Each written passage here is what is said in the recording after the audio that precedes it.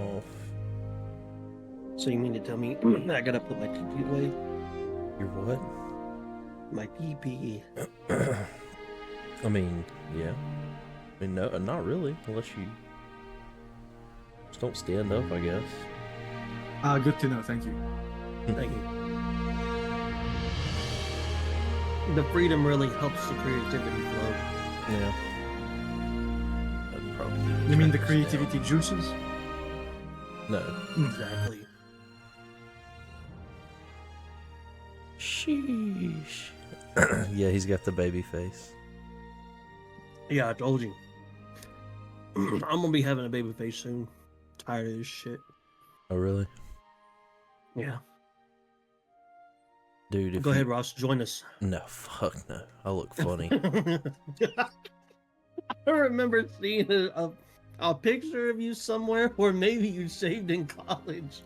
But god damn, you went from like looking like 35 down the line. Well, I mean, 12. like, when you first met me, I had no facial hair, you know? Yeah.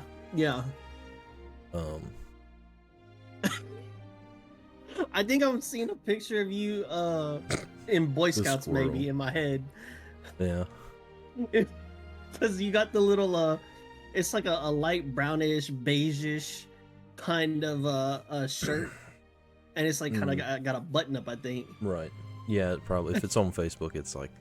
And then you Went got from the dwarf and to then you hobbit. rocking the sideburn. Oh man, you're so cute, Rob. Bro, shut up and eat, you fat back bitch. Fat bag bit. Okay. Got that now. Okay, location for That's now. funny as hell.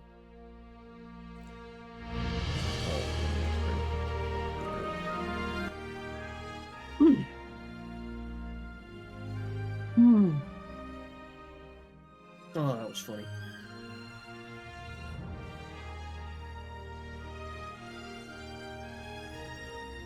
Perfect. Okay. So, what happened last week?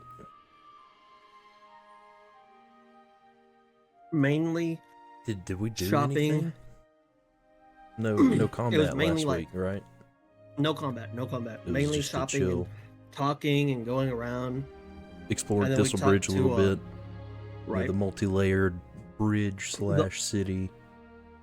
We were mainly on the west side, and we did talk with Interior. Ormog. Yep. We talked with him, and he kind of pulled us aside while we was eating, and then he basically gave us a quest if we wanted to do it, which was to dive into the Northern Sea.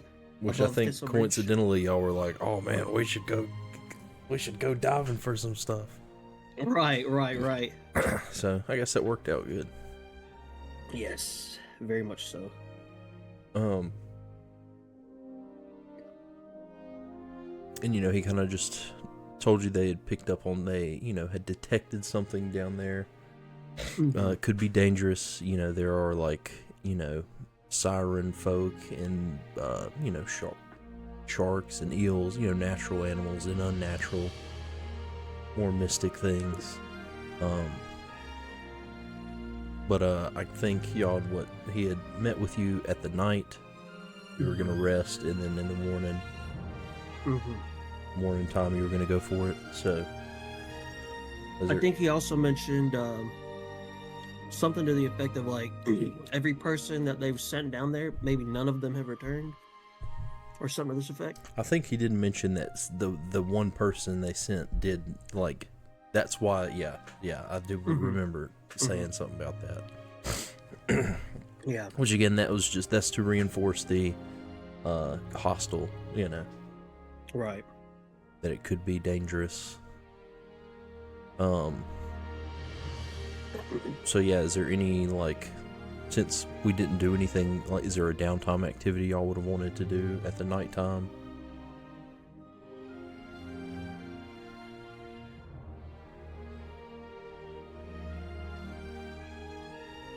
Not saying you have to, but you know, this is a good opportunity to do it. You know, because I think a lot of the downtimes before that we were healing up, or it was like fast travel style where we're not doing downtimes every night. You know, Right. keep it fair. Let me just look at my spells. No.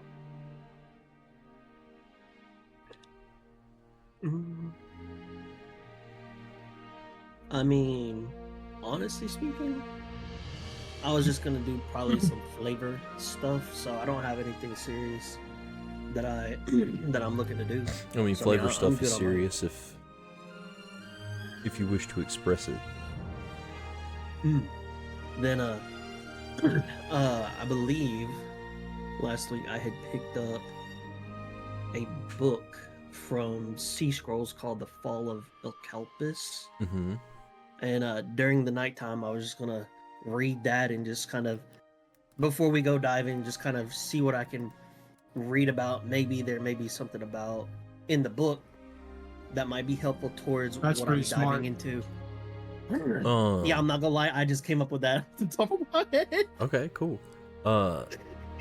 Spell Icalpus for me, because I don't know if actually it's probably somewhere in a random note in World War or something. Ilcalpus. Hold on, because I put it somewhere. I think I put it on the World Lore Thistle Bridge. I might be spelling it too. Icalpus is what I have. Oh, Icalpus. Okay. I thought you said Ilkalpus. Okay. All right, let me change that. Icalpus. Yeah, I see like Icarus, you know. Gotcha. Okay. Then yeah, that's what I was gonna do. Okay. And you know, maybe it'll give me possible insights of what's down there, or why it happened, or you know, whatever I may read in the book before I go to sleep. I would say it just talks about like, I would say like it's called The Fall of Icalpus, right? So I would say it details a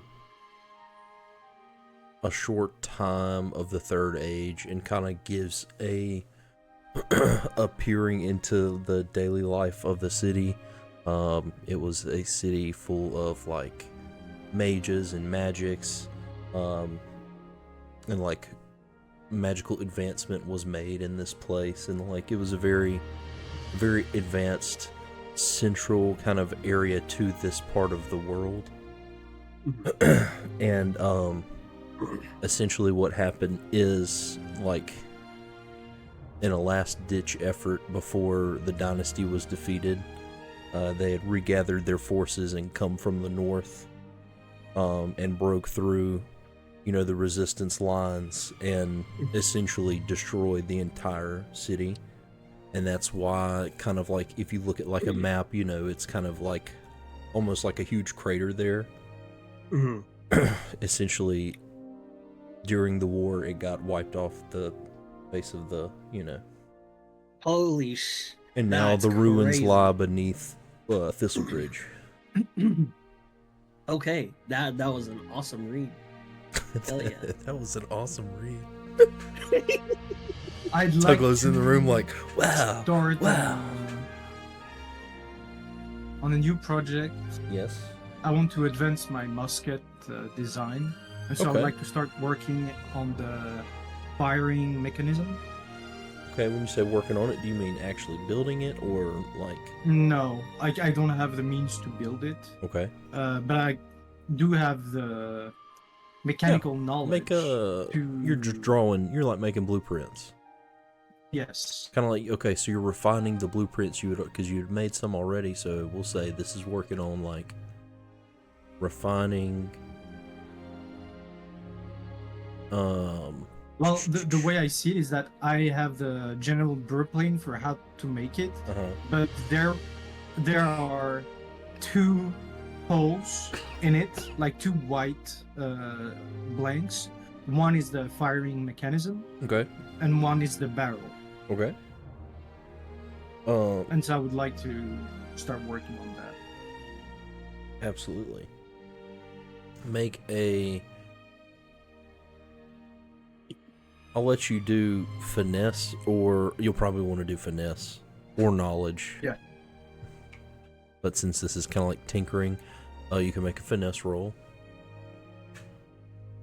Can I increase the roll with my mechanical knowledge? No. Okay. So it's gonna be 22 with hope. With okay, yeah, awesome. So Wow. you can mark like 4 points of progress on that. We'll say out of 8.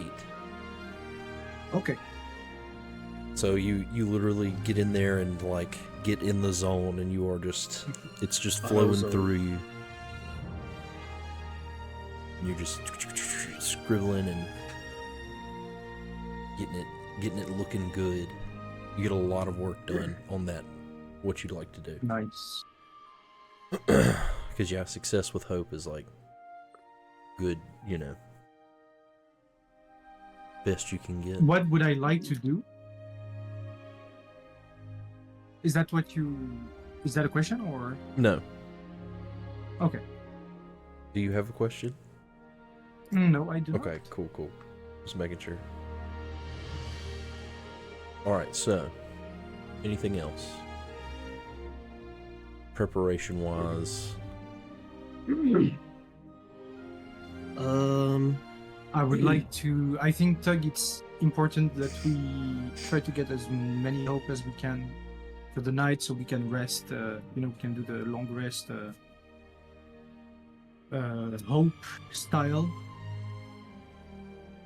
I'm on 5. If you're done, I'm on 5. I need more. I need more. Sure. We'll say I'm reading something in my room, and it got me super excited for the dive that we're gonna be making tomorrow. So I go to Az's room and see him tinkering. And while You he's give me all tinkering, the rundown.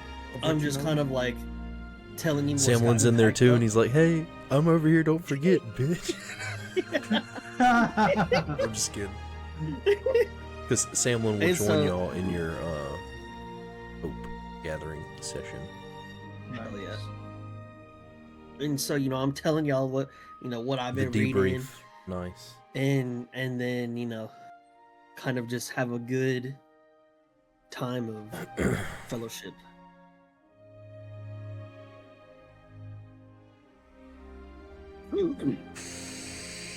So everybody gets 2 hope. Nice. Yes. It's good because Samlin had 0.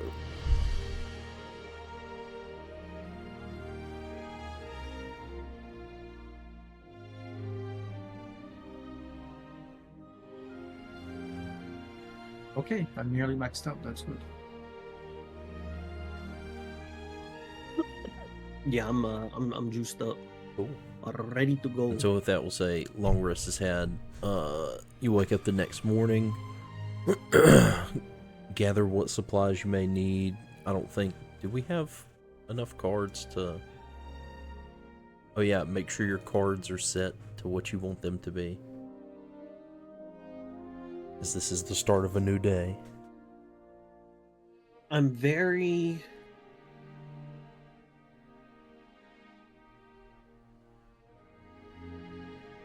You are very... I'm very very... like on the fence on if I want to like have teleport there just in case. Okay, if you click View Vault, what does teleport? What's the number next to teleport? 5. 5. Okay, it costs 5 stress to pull that from your Whoa. vault. If you're No, it don't. It cost me 2 stress. 2. Okay. Oh, like Yeah. if you click on it, I guess it's the little stamina. The swap. Right. Yeah, if I do the swap, yeah. It's only 2. Okay, so just keep that in mind. But I mean, you know. I'm good with my set. Yeah, I think me and you are kind of we got it. You know. Well, my issue is that I'm fire and we're underwater. You're the freaking magic user. Yours is always going to be like, dang, what do I take today? Right. Some of the other classes are like stuff just gets better. Magical fire. Maybe you can do magical fire that works underwater. I don't know. Like personally, like at Tuglow, like the character is like doesn't see that happening, so can't envision the fire actually going in the water. Like, I would say you have enough knowledge to know that maybe something like Wall of Flame isn't going to work. But it's maybe something like Wild Flame, because I mean that's kind of like an explosion from your hand kind of thing, you know. Something like that may still have a little bit of, you know, purchase, but like you ain't gonna be doing no walls of flame. Fireballs probably kind of, you know. Yeah, I agree. Actually, if you can cast it fast enough, it creates a little explosion underwater. Yeah, sure. Because you create a fire, and it's so intense if you focus it that it boils water around it, so it expands, and then when it contracts, it explodes back. It creates an implosion, and then the shockwave goes out. True. But do you know that in game? Probably not gonna lie. I probably don't know that. Well, I just told you what you would know, so. Right. I think I'll just hold what I got spell-wise, and I'll be ready. Word. All right, so y'all take off from the little housing area. There was no like food there, as it's just kind of like housing. But you kind of on the way to the like staircase, you kind of find a little breakfast spot. You know, get some meager breakfast foods, along with all their other, you know, like traders and fishermen and people going about their morning in there as well. And so you finish up, head, you know, down to the second layer, and then down to the kind of underneath the west tower, you know, the big staircase that goes through like all the twisted roots and stuff, and you get down to ocean level, and make your way to. He told you where to. Yeah, we'll say he definitely told you where to meet. So you go to like the designated meeting point, and Intiri's actually there, like waiting.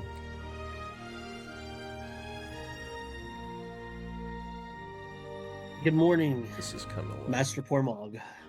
Master Pormog. Good morning. Are you ready? Well, we haven't talked about my water-resistant enchantment. Oh yes, and he like Mr. kind of turns to like an assistant guy and pulls a chest, and pulls out a chest and gives you each a ring. And essentially he's like, just put these on and everything will be fine. It won't necessarily make you any faster under the water, but you shouldn't have any issues with breathing, waterlogging, anything like that. Perfect. Very nice. And so he kind of opens them up, and there are like 3 rings there. You all take one, and you slip it on, and you know it kind of is loose. And as you slip it on, it kind of forms to your finger, like as you know, as is kind of like bigger. So maybe his like won't fit over, and as he's like trying to put it on, it kind of opens up a little bit and slips on. But it as it goes on, you feel like a cool wave rush over your body, and then it leaves. But he he turns to you and he's like, all right, so we'll take you on this boat, and it's like it's a sailboat, but it's like a couple, 1 or 2 sails. It's nothing crazy. Kind of like you would see people have for lakes and stuff, at least here. A small sailboat. And he's like, we'll take you out to the area and then let you do your business. He will, they will wait for you for, several hours, but if you don't come back or send word, after a while, we'd have to assume the worst. So keep that in mind. Like I said, if it's going to be a while, at least try to let somebody know, or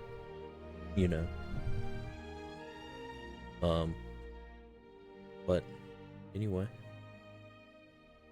Would you want to say? Would you like to just keep the boat there until sunset, just to make that equal for everybody? And then if after sunset absolutely, we're not up, yeah, that sounds okay. fine. All right, perfect. That'll work. If anything, I take Magpie and I try to put it in the water, see how she behaves. Like, is her wing act as little floaters, and then she can change her depth in the water and kind of fly in the water. So maybe I can send her this way. I would assume that she can act in such a way. Since she doesn't breathe, she's completely mechanical. Okay. So I'm gonna go and say to them, if anything, I will send my companion Magpie. If you see her coming, that means we are coming. Okay. And the guy on the boat's so wait like, for us. Heard. Sounds good. And so y'all kind of, load up into the boat. And the sails open up, and they kind of, slowly make their way out. And as they get out, the winds pick up, and the boat takes off. You're traveling to the north, so it's roughly, I'd say you sail north for about an hour or so. And then the guy that's driving the boat's like, all right, this is the spot. Can any of you sense any magical presences? And Samlin's like, I can kind of feel that stuff. And he's like, all right, well, get in there and try to pick up on what you can. Apparently all the mages and stuff that come out say you can't miss it. So Samlin's like, oh, okay. Y'all ready? Yes, sir. All right, cool. Let's get down. All right, so get in there. You jump into the water. I'm just gonna grab both of them and just jump. As you go in, it's interesting because as you go into the water, it almost feels like you're not even getting wet necessarily. Like you can feel the water, but it's like it's a very odd sensation. And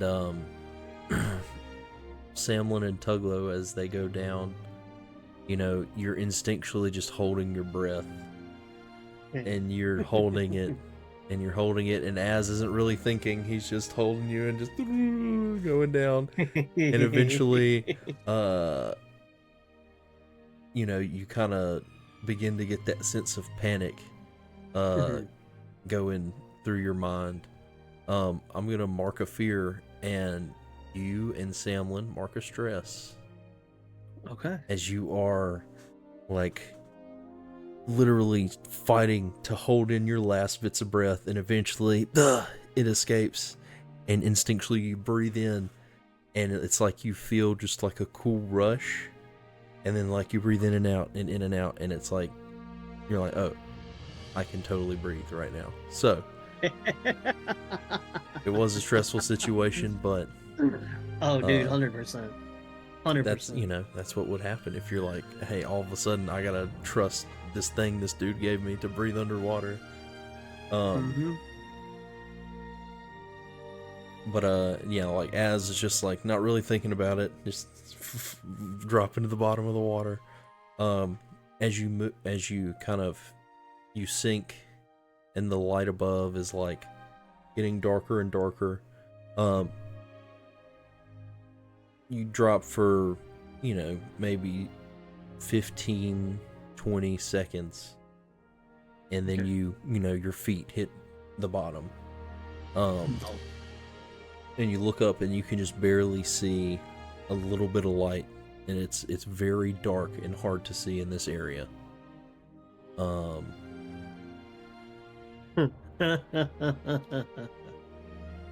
As you you know, as y'all are kind of standing there looking around, Samlin's like, I can't feel anything right now. Oh, excuse me. I let them go. Oh. Does anybody have that torch with us that'll just light up the room? We had one of them before. I doubt it would work underwater, but even then... I'm looking at it real fast. Well, it's a magical torch, not a normal torch, so that's... Yeah, but Mislo, think about it. Lighting up at the bottom of the sea... not this way, but lighting up our torch at the bottom of the sea might act as a big beacon to any enemies looking for us. That's true. And I'd say the torch's like sustained magic flame is kind of like in the same vein of a wall of flame. Okay. Like maybe something that's on touch is a little more feasible than something that's just like, hey, SpongeBob, it's a flame underwater, you know? Okay. If anything, my eyes can clearly see what's going on. I would say, because they are of magical nature. They're, you know, the blue flames that is light within them. I would say that it's not so hard for me to watch my steps and have a little vision of where I'm going. Not too much, but okay. Well, how about this? Also, those mages were saying that you can't miss it. The magical energy flowing from wherever we need to be going. Samlin, is there any direction that kind of feels that you feel a lot of magical intensity from? Well, let's see if Samlin can feel some intensity. you know what? I'm gonna try filling to let the whole. Try what? I'm gonna let the holiness trying to guide my steps. All right. Give me 1 second. Did you roll your prayer die, by the way, Baguette? Yes, double one. Okay. That's so sad. You crit. Samlin sits down on the ocean floor and crits, which was cool. What? 2 5s. Wow. Okay. So I get a hope, clear the stress, which is nice. And as he's meditating, go ahead, Baguette. Make a Strength. I would say. Oh. Well, what are you trying to do? I'm just trying to feel if the seraphs have anything to say to me. To guide my path. Do instinct.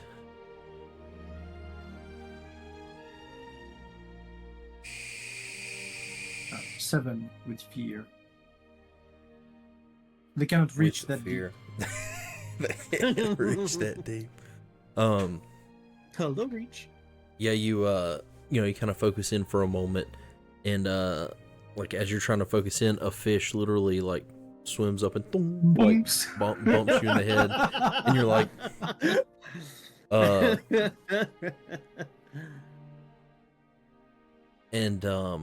but as Samlin sits there for a moment, he kind of opens his eyes and he's like, let's go this way.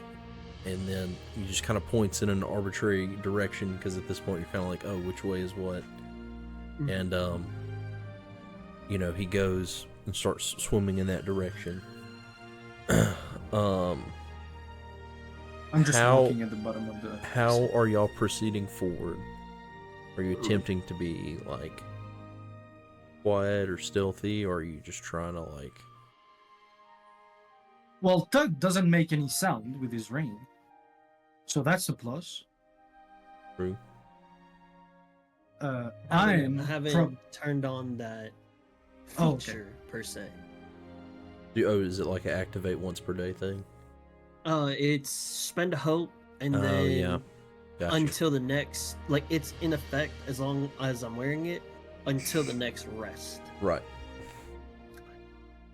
So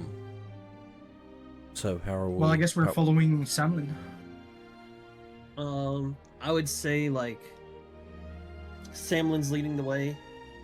Are we swimming or are we walking? Because you did say that's kind of the difference. It's like, are you kind of like just trying to get there, which would probably be like swimming and thrashing in the water, or you like maybe trying to like creep? In my head, I see Samlin walking, and then like my hands are on his shoulders, and then as his hands are on my shoulders, and we're just like walking, just like. Hold on, I might have an idea. Because I can't see. That's what's going on in my head. I tried to jump. Not a lot of strength, but I tried to jump. Mm-hmm. What happens? You jump, and it's it's like underwater, so you slowly go up and then come back down. Okay, I jump even with stronger force. Okay, you go up a little higher. And then I fall back slowly. Right. Okay, Samlin, you guide the way. I grab both of you, and we just leap, so we don't have to walk. All right, so you grab both of them. We all stay together. Yeah. And I'm asking them. Oh, okay. I'm asking them. What if I grab both of you and we just do big leaps on the bottom of the floor of the ocean, like boom, boom, and we can be all three together, so we won't get lost, and Samlin can just point me the direction that we have to go to. What if you bump into something though, and then he gets angry? What are we gonna do then? I mean, the likeliness of bumping on something is so low. I mean, we might as well bump into someone on the bottom. It's the same altogether. It's just we don't have to walk the entire way. We can just float to each of my V-bounds.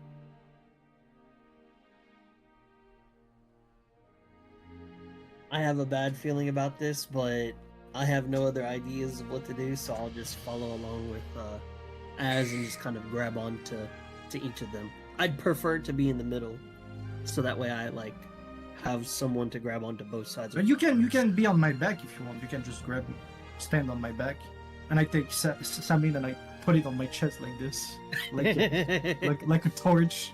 Well, however Samlin wants to do it, that'll work. It's whatever. Samlin's NPC. You don't care. Okay. So you all get in on Az, and he begins to leap in the direction. That's it. Yeah, in the direction Samlin's pointing, and you leap one. And, as you go up, you get a little closer, and a little more light shines through, and you sink back down. You jump again. everybody make a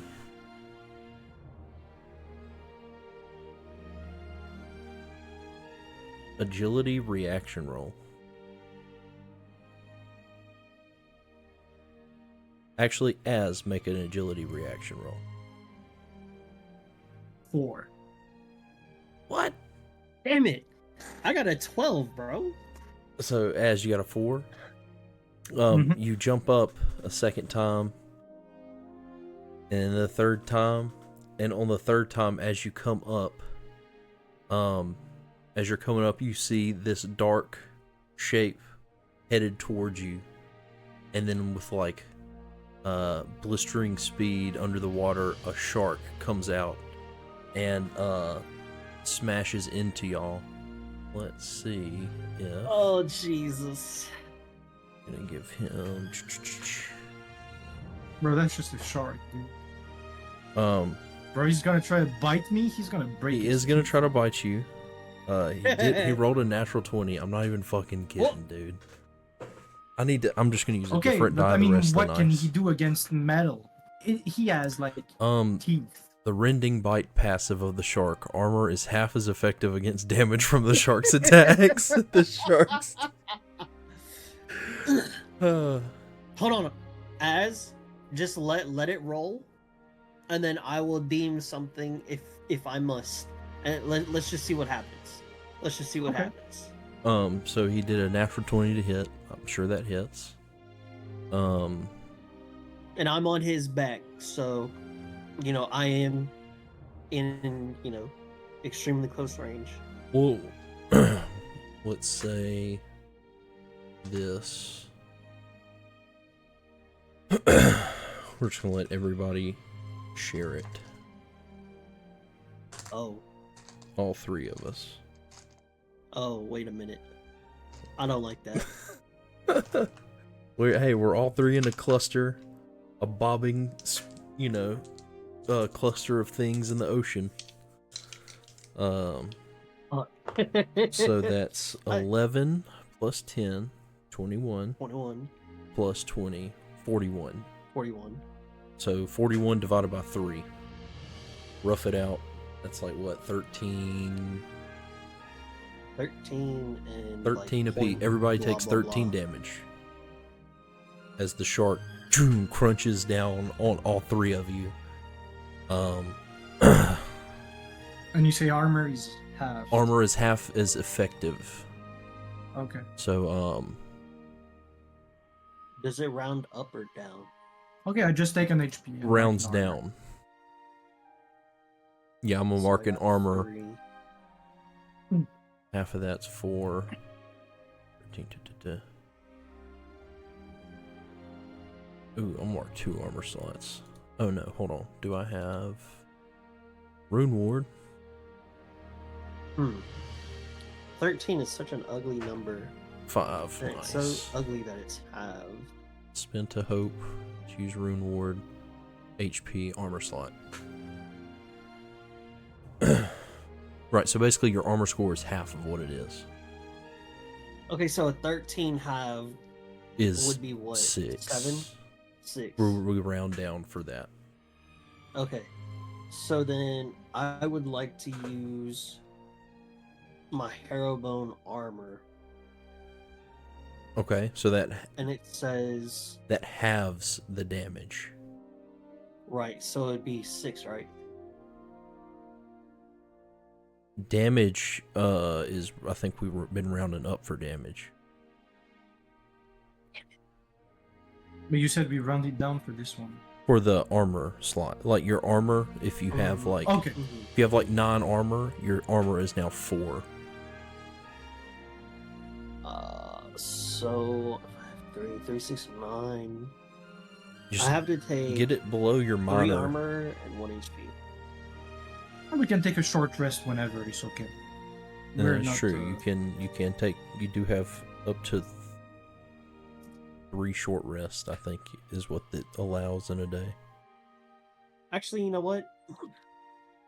I'm not gonna take any armor slots because I don't see this thing, and so I just get bitten and take 2 HP, and I'm just gonna leave it at that. Okay. Yeah, that's actually not a bad idea. I'm not gonna spend 3 armor slots and an HP when I could just save the armor and just take an extra HP. True. Alright, so the shark grabs and like kinda, swims back down towards the bottom as it releases you and kinda circles around. What are you doing?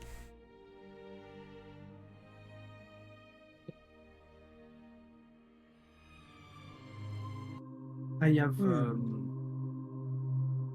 I'm going to. We can brace for his next pass. I'll stay in front with my shield. Whenever he comes close, I'm gonna bash his nose. It's the shark's weak point. I know it. Okay. So you're just gonna wait until he comes in again. While I'm gonna conjure we're doing this, my armor beetle as well. I want to cast Mystic Tether and see if I can restrain him. Go for it.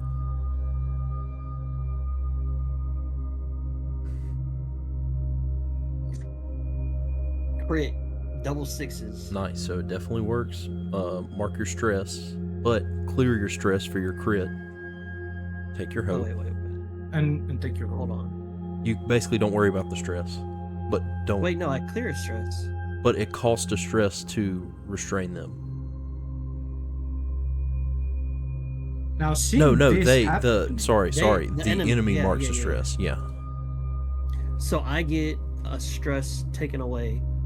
Right, you clear And then stress and get a hope. And then I get a hope. Okay. Gaming. And so now the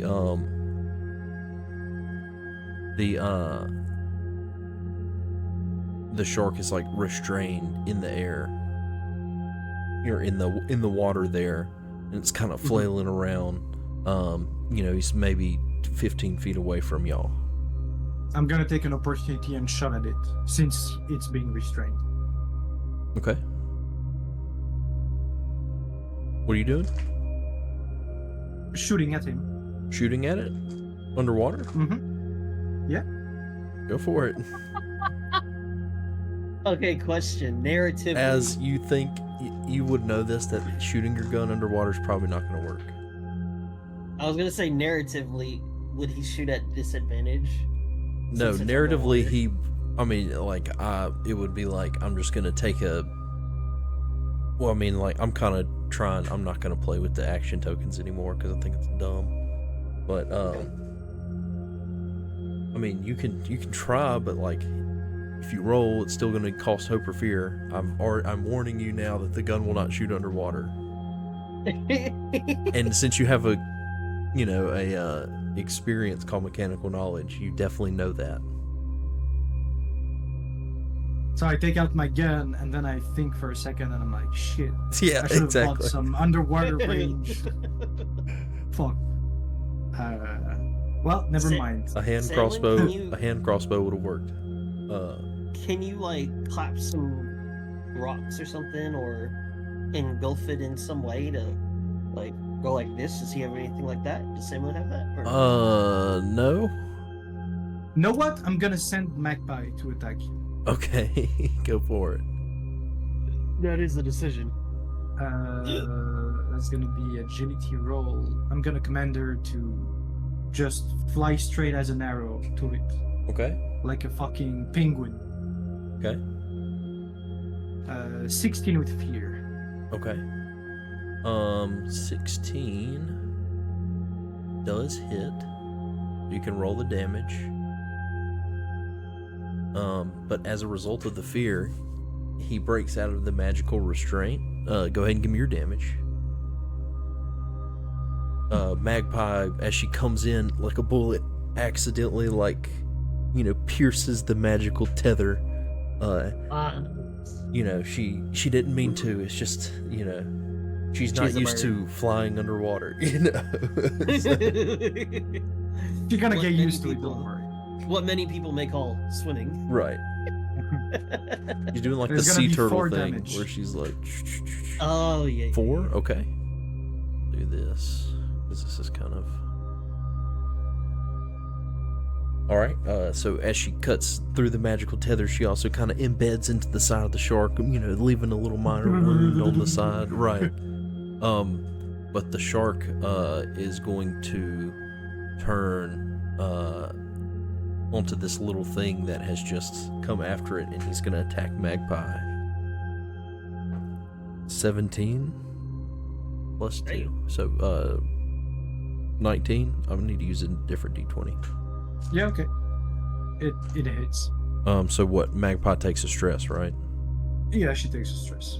We'll roll damage for fun. Maybe it'll save one of y'all. Get a big fat juicy roll here. Yeah, 6. It would have been 16 damage. So Magpie takes her stress.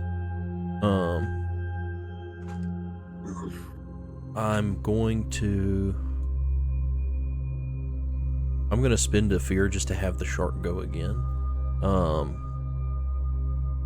And he's going to, let's see. Tuglow, you're 1, Az is 2, Samlin's 3. I'm 1, okay. Samlin is, damn it, Samlin's getting attacked. Let's go! The shark, bites at Magpie and then turns back and starts swimming towards you, all 3 of you. And that's a 13 to hit. He, is swimming towards you and then turns to Samlin. Samlin is going to mark a stress and use his elemental origin. This is a 15 to hit. I might be able to get it. The d6. 3. That's 15, and he got 15. It still hits. The shark comes in and grabs Samlin and does 16 points of damage. Samlin's going to spend his last hope to Rune Ward. 4, so 12 damage. Samlin's gonna take 2 HP. Alright. Now the shark is kind of in the middle of you 3, going after Samlin. Magpie's just 15 feet away.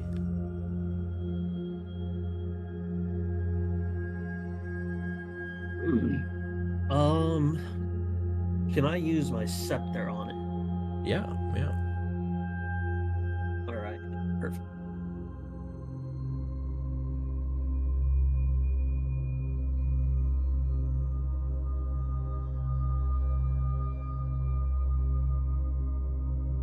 A 9 with fear. Alright, it does not hit. I will take the fear. This damn scepter, help us. Somebody else can go. I'll attack it. Go for it. With Daniel.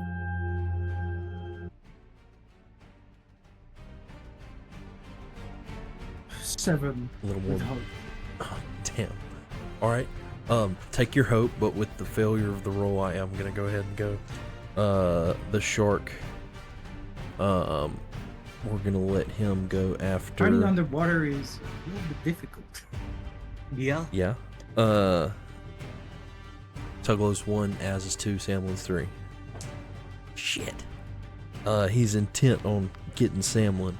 Let's go. I rolled a 1, so critical fail. Not that that's a thing. Nice. But the shark kind of comes in and is just biting at Samlin, but Samlin's just kind of like wiggling and managing to stay out of its jaws. I'll let y'all go again since he failed so miserably. I'm gonna attack again. Go for it. Stab him. 10 with hope. What was that? 10 with hope. A 10 with hope. Take your hope, but it doesn't hit. You're just not used to swinging your weapon underwater. Hey, I'm going again. Go for it. Hit Yeah, him with let's the go. scepter. Yeah. Okay, yes. What'd you get? 22 with hope. Take your hope, and it definitely hits. Perfect. Give me some damage. Woo, let's go. 15. Nice. So nice.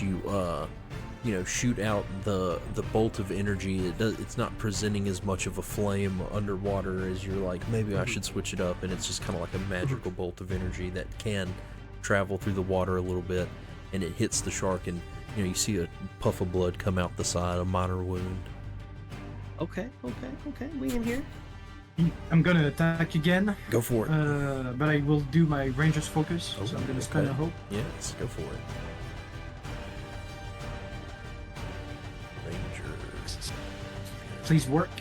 14 with fear. A 14 hits. Okay. Nice. I'm gonna take the fear. So now my target is focused.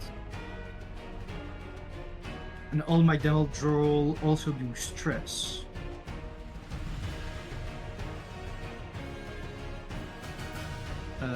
That's gonna be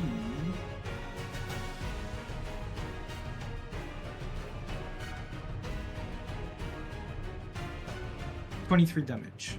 23, nice. And the stress. So this time you manage to get your spear in there, and it's it's a really tough hide. It's still not penetrating super deep, but there are now several spots on it where blood's coming out, and y'all've dealt some stressful blows to it, and it's starting to look kind of frantic. Was that with fear? Yes, it was with fear. All right, I'm gonna go ahead and go. He's going to turn, and we'll say, since as you hit him last, he's going to go for you. Makes sense. A 19, does that hit? Yes. 21, I know it hits, I'm sorry. That's 14, 34 damage. As it turns and its teeth just dig into your body. Okay, so 34. So 16 damage. I spend a hope to upkeep my armor. And the 16. 16 armor halved still? Or is that not the rending bite attack? That is. Rending bite is like every attack from the shark is half effective. Okay. So 16. How about this? As take back everything that you got, and I'm gonna cast Arcane Deflection on Az. Nice. I'm gonna spend a hope. Oh, and Tuglow sees this harsh bite coming in, and like as the shark turns, like just a arcane flash in a barrier appears around your midsection as the teeth just catch it, just and it stops. What does Gust you guess that? 1 hope. Okay. But it's once a day, right? Once per long rest. For long rest. And so with that, it's back over to y'all, I would say. Nice. Well done, Mislo. Of course. So make sure you take back all of your stuff that you Yes, right, the I stuff did. that you were spending right there. Right. Since you just protected me, I would say that I was about to protect myself, but seeing that I basically parried it through you, I would be so ready to stab it again. Yeah. I would be on top of it. Well, stabby. Roll the attack. Yes, sir. Let's go.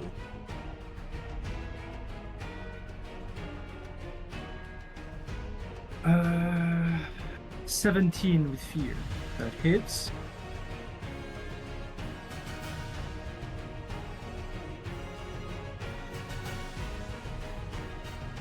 Huh?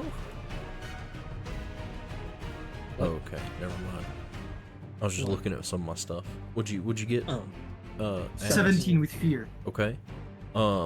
It does hit. Go ahead and roll your damage.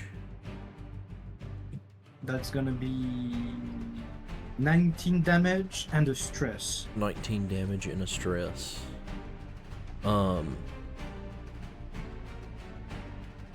As you kind of, go forward again, just attacking, he's getting hit in all these different little spots. Like the shark is starting to look very, it becomes a fight or flight kind of thing, and it's like, well, if I'm getting stabbed all this much, waiting shark tonight, boys. The and shark girls. is actually going to attempt to run. So as it turns to run, if y'all want to, what you'd like to do something else.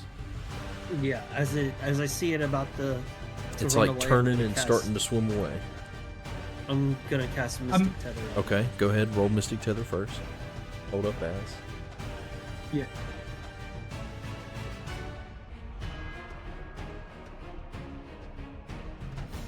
"13 with fear." 13 with fear. It does not hit you in the What- underwater. How much do? I can't tell you, but I think y'all. Okay, hit. no, never mind. I'm not gonna use it for this. It's okay. Okay. Are you sure? Yeah, but since I just stabbed him, do I grab onto the shark as it tries to flee away or not? Well, I mean, like, you're all kind of getting an opportunity. Like, Tuglow's just reached out, but Okay. it went wide. Are you want to? What you want to do? Well, Stab it. the way. Oh, I can attack it. Yeah. Oh, I'm gonna I attack mean, it. it's like turning to go. It's right. It's still within reach. Okay, so it's an 8, but I will choose to end Ranger's focus and re-roll my duality dice and take the new result. Okay.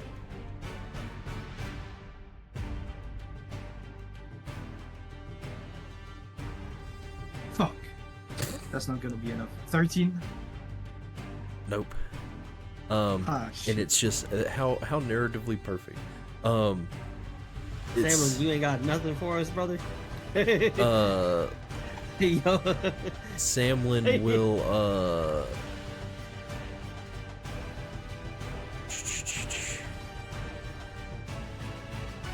Samlin will make he'll make a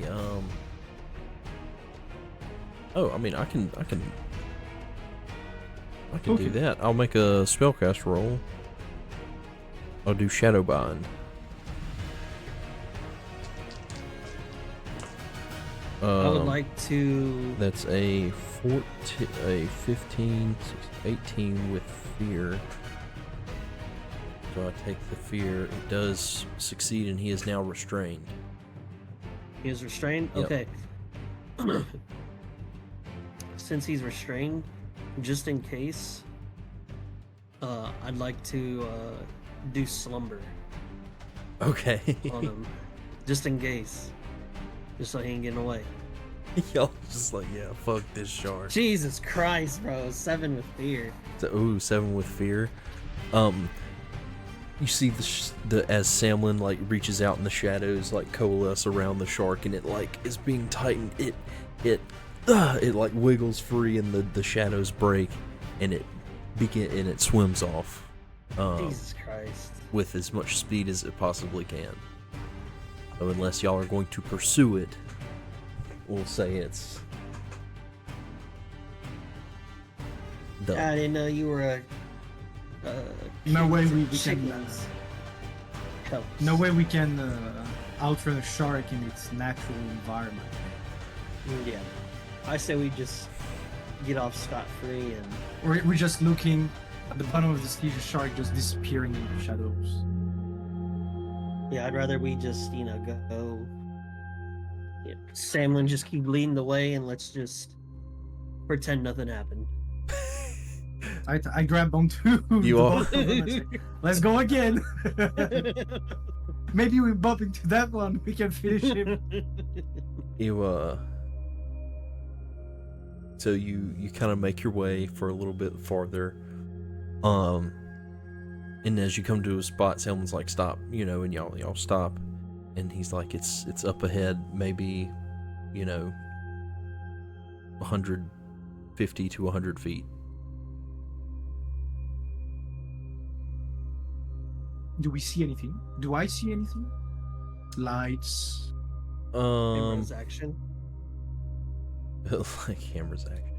Make a you can make a instinct reaction roll. Or we'll do reaction. It's perceiving. You're literally trying to perceive and sense things in the water. Crit. Okay. Double 11. So as y'all are like kind of creeping closer to the direction, you do notice these like almost snake-like packs of animals kind of hovered around what looks like, you can kind of make it out, a like hole in the earth.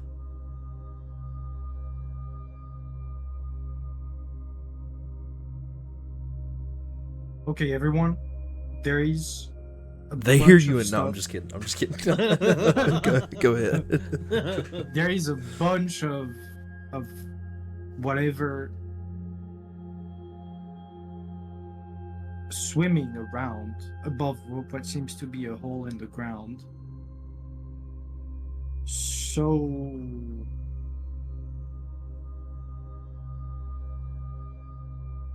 either we're getting into trouble or we're getting into trouble in the combat.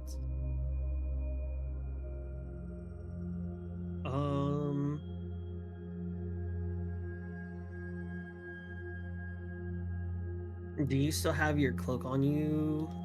Az? Mm-hmm. Can we imitate the ocean floor and then just crawl slowly into the hole? Yeah, sure. Or I guess crawling would be, swimming slowly into the hole. Yeah. I look around. Do I see any kind of rock on the bottom, or it just sand everywhere? there are like a spare rock here and there, and also along with rocks there are just like every now and then odd like cut stones, I guess, like what maybe look like pillars and things. There are things on the bottom.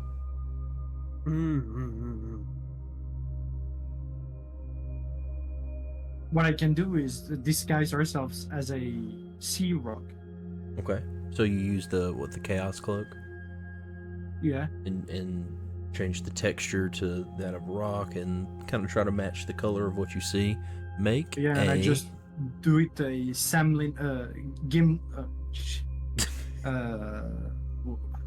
what is he called in the Lord of the Rings when they shroud themselves with a rock near the Black Gates? Sam and Frodo do that? Yeah. Yeah. Just like that. Make a presence roll for me as you try to deceive the creatures of the sea. I need to take my hope and remove a stress from my crit. And I'll say you have advantage because you're using that chaos cloak. Okay. So you add d6. 19 with hope. Awesome. Woo! Take the hope. And Tuglow and Samlin are kind of standing there as kind of like, throws the coke over and it expands in size, and like Tuglow, you and Samlin are like, yeah, that looks like a rock. Sick. And you kind of go in there and join him. All right, so what's the plan? We're just gonna stay here forever. Slowly.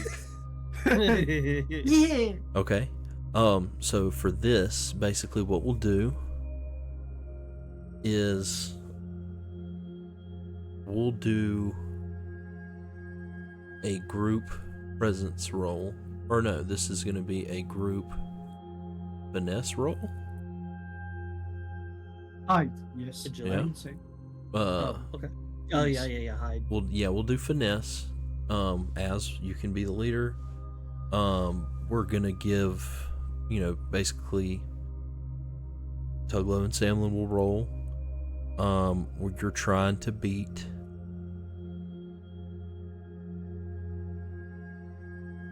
a 14. So basically, if you get over 14, then we're adding +1 to Az's final roll. We don't get hope and fear. Oh, that's nice. I like that. And then I'm gonna give you +3 because of the boulder disguise. So you're already sitting at +3. So me and Tuglow can either take away 2, or you could potentially get a +5, or maybe we'll even it out because Samlin farts underwater or something. You never know. Bubbles come out of the water. All right. Did you already roll? Yeah. Well, it must be bad. I don't want to talk about it. What'd you get? And 7 you can add your finesse if you have any. I got 0. Okay, so you said 7. Oh, +3, what, 10? 10. Okay, so that's still a -1. So you're at +2 right now. We'll see if Samlin has anything. I don't know if Samlin has any finesse. Oh, Samlin's got +2. Awesome. Come on, Samlin. 13 +2, 15. So Samlin gives the +1. So you're back at +3. So now you can make your finesse roll +3 plus, I think, 3. So you're getting +6 to whatever you roll. Wow. As the leader of this. 22 with hope. Perfect. God dang. So 28 with hope? No. It's all. Oh, you already 22 put was okay. with the 6, right? Okay. Yeah. So yeah, take your hope, and you kind of, you and Samlin are kind of getting it, and you look over and Tuglow's like kind of almost falling out of the cloak, and you have to kind of like, hey, come on. We got to keep it all in, and you slowly make your way, and you can hear like just the whipping in the water, just whoosh, whoosh, whoosh, of things like swimming around as you're like slowly inching, and eventually in the floor you feel, because it's it's kind of dark under the cloak, you feel the sand give way, and it's like you're now kind of at the edge of that hole.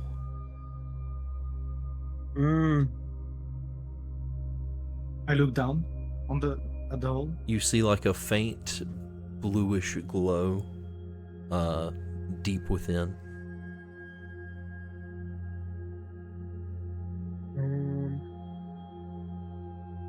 How? Okay.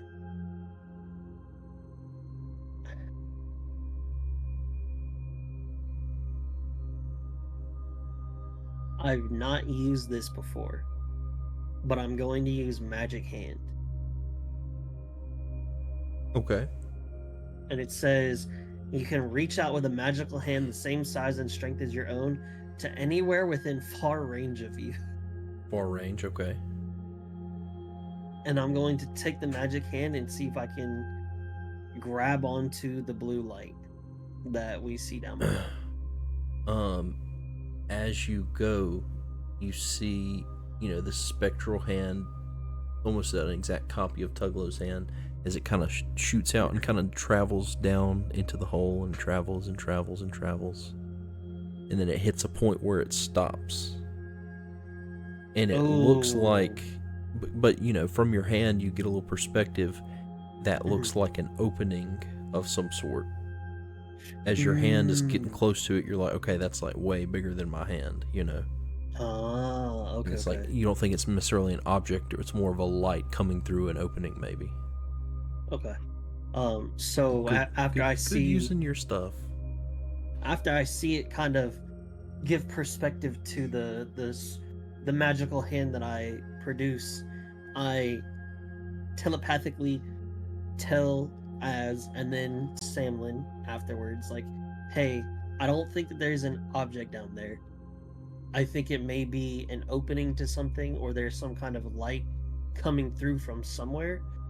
I think we should go into the hole. Sam was like, couldn't have said it better myself.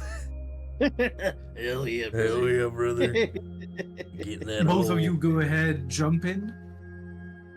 and once you're deep enough, I'll just wither down, flattening the rock slowly, and then the cape will just slide off the edge like it never was here. Okay. So Tuglow and Samlin kind of you go in, then you give them some time, and you kind of slink in, let the cloak kind of collapse back onto you, and you swim down and down, and the light gets brighter and brighter, and then eventually you kind of come through the ceiling of what would appear to be some sort of ancient ruins. If you go to where we had the road the other day, north of the storehouse. Yeah. About in this area. So this hole on the map is where you just came in. ZAT battle maps. Yep. Oh, Shout out. Okay. So we're in here. Exactly. Okay. Um.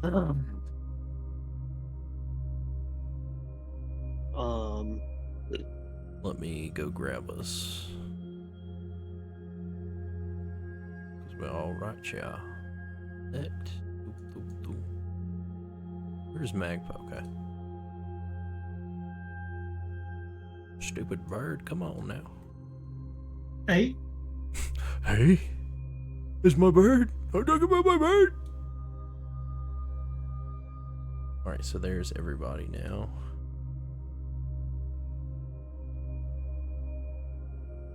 Hanging out, maxing, relaxing, all cool. All shooting some b-ball outside of the school. And then a couple of guys come up out of nowhere and decide to jump you as they're coming out of this hole. I'm just kidding. You know what's actually really funny about that? What? So as you come down, I'm just kidding. Oh, dude, I was like, oh shit. I was about to slap the shit out of you, Tug, for giving him ideas. Okay, so question. So we're coming down right in through this hole, right? So are we going up technically like into this area? Does that make sense? What? No. Okay. You're coming down into the area. Okay, so we just collapse through. Why is the water not continually running through here? All this is underwater. What are you talking about? We're underwater, Tuglow. Completely. I know. Okay, so then walk me through, how do we get out of the hole? You swim back up the hole. No. Like, we're going down, right? To the light. Right. Okay, how do we get onto the quote-unquote land? The floor? Yeah. How do we get there? You go down onto the floor. Okay, so if we go down the floor, right? We're going down. Right. Why is the water not continually just spreading and filling up the room since it's under the ocean? The room is completely submerged in water. There is water everywhere in the room. Oh, okay. Do not let the color of the battle map fool you, brother. Bro, it sure did. Well, look. It sure got me, bro. These are maps I literally pull off the internet. This is like, theater of the mind. Literally, we literally did an encounter with no map, and it was awesome. So, No, I agree. But I saw this and I'm like, I don't get how Bro, let the dry map fool him, motherfucker. On God, I did. Motherfucker. On God, I did. It got me so hard, dude. Okay, we're swimming down. Right. Okay, this is all just submerged underwater. Gotcha. Okay. And it is murky and it is dark.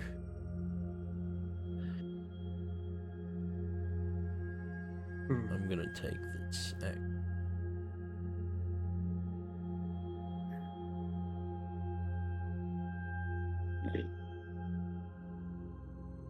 Murky and dark. Like you can't really see. You can't even really see as far as I have revealed, honestly. Mm-hmm. It is pitch black. Or no, it's not pitch black. There are some like arcane light sources on the walls. But it is still like they're kind of concentrated, I'll say. You know, there's like a couple of like lanterns. Mm-hmm. Just out of curiosity, I take out my compass and look at it. Okay. It is pointing a direction. You're not quite sure which direction it's pointing. Okay. Because you are underwater, no access to the sun or any markers of which way is what. I'm gonna look to Samlin and I'm gonna ask him, do you feel any direction that we should take? Samlin kind of like points in what would be a like top right left perspective of what we're looking at in the battle map. Okay. As we are looking around, I'm just gonna take out my grindstone and give a quick sharp on my spear, my enchanted grindstone. Okay. As you begin to, grind on the metal, the sound carries through the water. Oh shit! Okay, I stop immediately. In the grinding, you stop and you're like thinking, you're like, holy shit, you're like, that was loud. That was so loud. And then next thing you know, these two packs of these, slithering worm-like, snake-like creatures, eels, large toothy jaws come charging up towards the hole from their resting places in the chamber. Do I get the benefit Baguette, are you of okay? it? No, you don't. You don't get the benefit we of gonna it. That's slap awesome. you ass. I love that. No, that was awesome. I love that. That was great.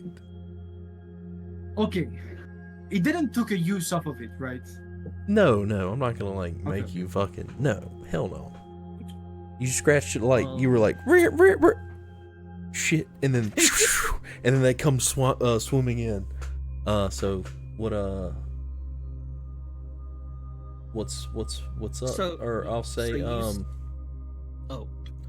well, because of as you had that realization, you're like, oh shit, you all were kind of prepared. So you see them swimming up, they get up to the rim of the hole, and they're coming in.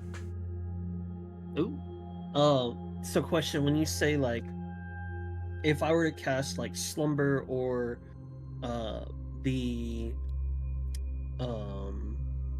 Heather, is it on just one out of a lot, or is it going to restrain the group of enemies that's coming at us? How would that work?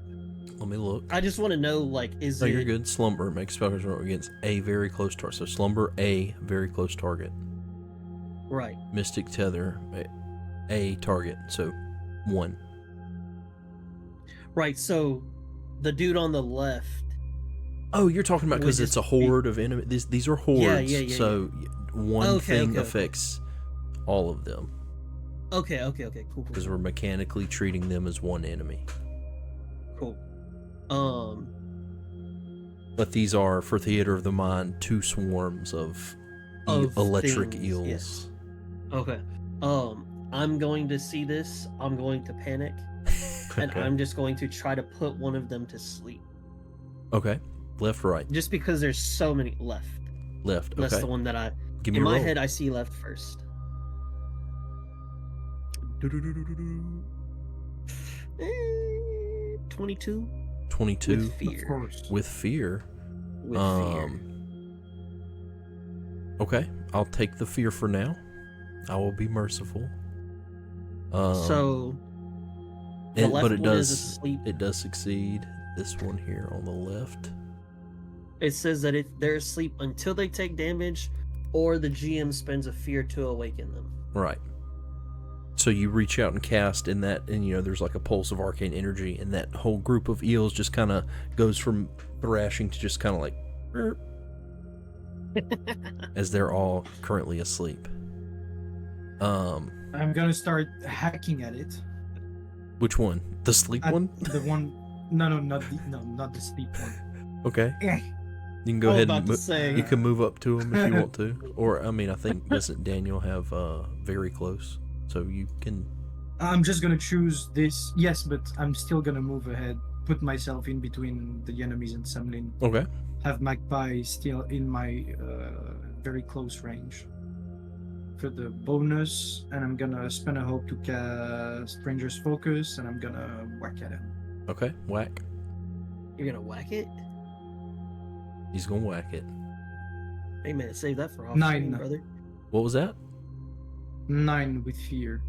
9 with fear, as you kind of like you're swinging through, but it's this underwater shit that you're not used to, and the slippery eels are just kind of weaving their way in and out of your thrusts with the spears, and they're going to that group of eels is going to go and attack you.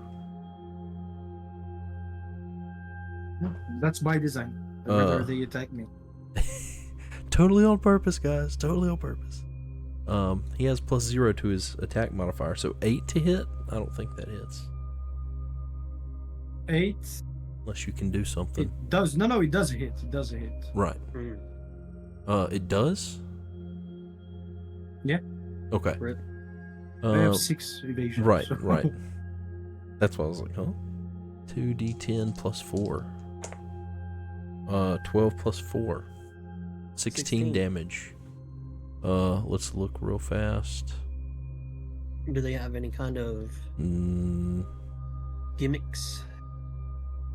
Maybe. We'll see. You say 16? Okay, so what was it? 8. Yeah. And 4, 12 16. plus 4. Yeah, 16 damage. Okay, so There's I no will spend like a hope specialty to for keep my armor. Okay. 16, so 8. I just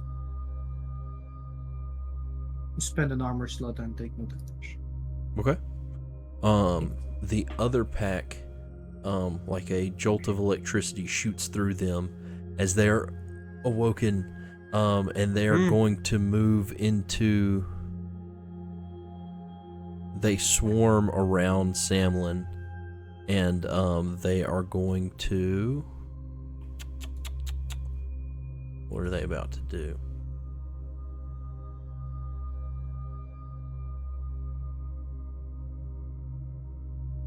I'm going to mark a stress to attack all targets within very close distance.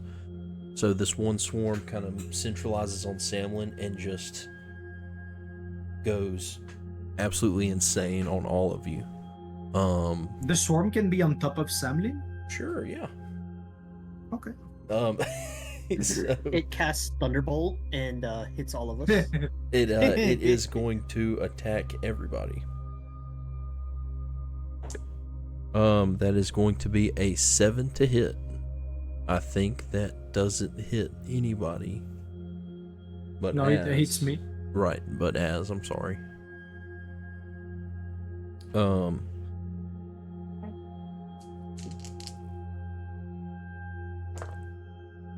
That's 10, 14 damage. And then add 1 token to that. Yeah, that's lame. I'm not worried about the action tracker anymore. 47. I'm just gonna take an HP. And he marks a stress. And I mark a stress? No, the creature marks a stress.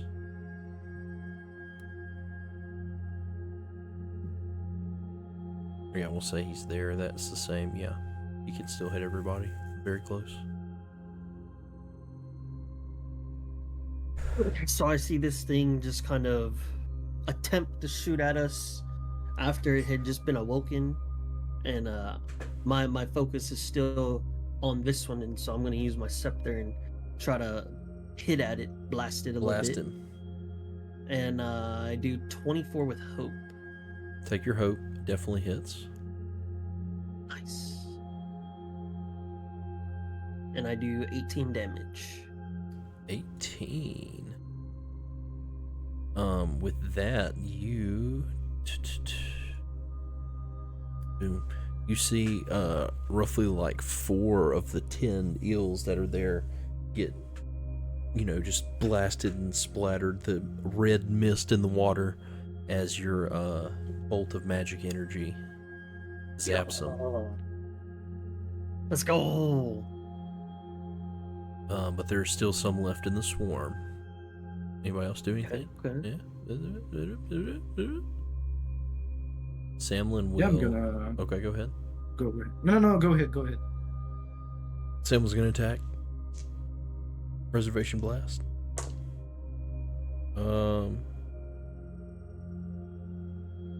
That's bullshit. That's 8 plus 3 is 11 plus 3. 14.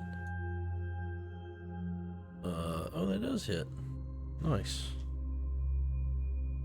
3d8 plus 3.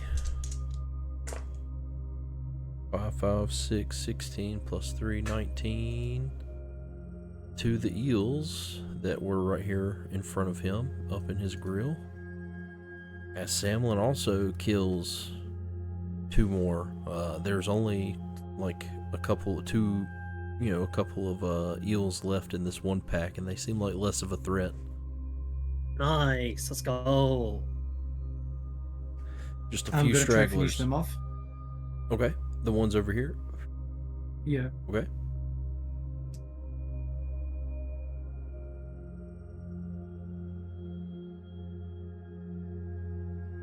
And with hope.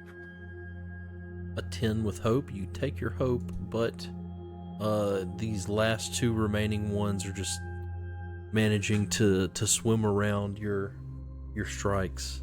You're still trying to figure out this whole underwater business. They are going to. I'm a slow learner. They are going to, as you approached, came up and approached them, they're going to go at you. Oh, I was in range. Huh? I was in range from where I was. Oh, okay. 7 feet. I got you. Yeah.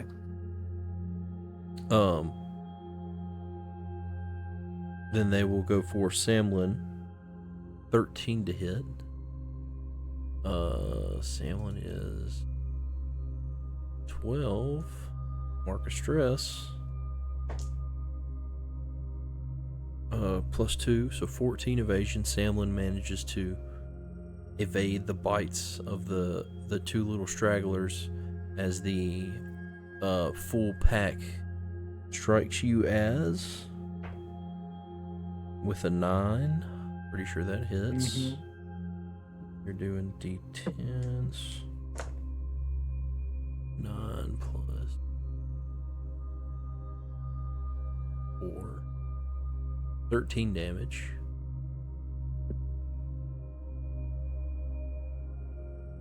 So 6 damage, or 7. What do you mean? Half. 7. Mm-hmm. I'll mark an armor slot, and I'm gonna be okay. Word. So that's both of them have went.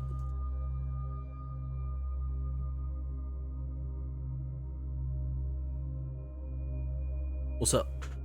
What else? I'm gonna retaliate. Go for it. Big pack. Okay, roll. Tuglow, what you doing? He's retaliating on which one? The big pack. The big one, right? There's still the... 18 with fear. I'll take the fear, do your damage, and there's still the little stragglers left by Samlin. That's the one that I'm going to try to finish off. Okay, go for it. What's your damage? 18 damage. Nice. I think that is... Yeah.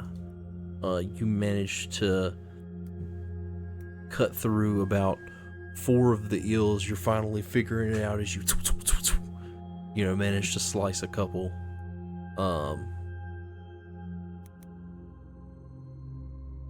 And what'd you get, Tuglow? Oh, sitting like Depression. that. Depression. Hope or fear? 6 with fear. With fear? Oh, okay. Yeah. It doesn't hit. And with that fear, they're both gonna go after these little stragglers are like, why am I just beating on this monkey guy? Let me come over here and get some of this person that keeps trying to hit me. So they're gonna go after Tuglow. An 8. 8 to hit. 8? Yes. I think that doesn't hit you. Nice. So these two little come over and you're just like, bitch, get out of here. As the big swarm is still kind of trying to tear into you. The 16. I get so, like, I'll get more excited if I don't hit you. Yes, same.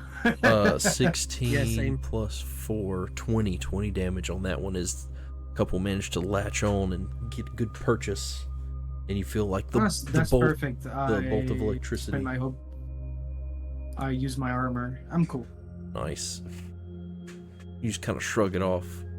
As the metal is like dispersing the electricity as they're trying to pump it in. Back to y'all. I'm gonna retaliate again. Go for it. 19 with fear. I'll take the fear. Damage. 22. They did. You cut through about 4 more, and there's still like 2 little stragglers, just like the other group now.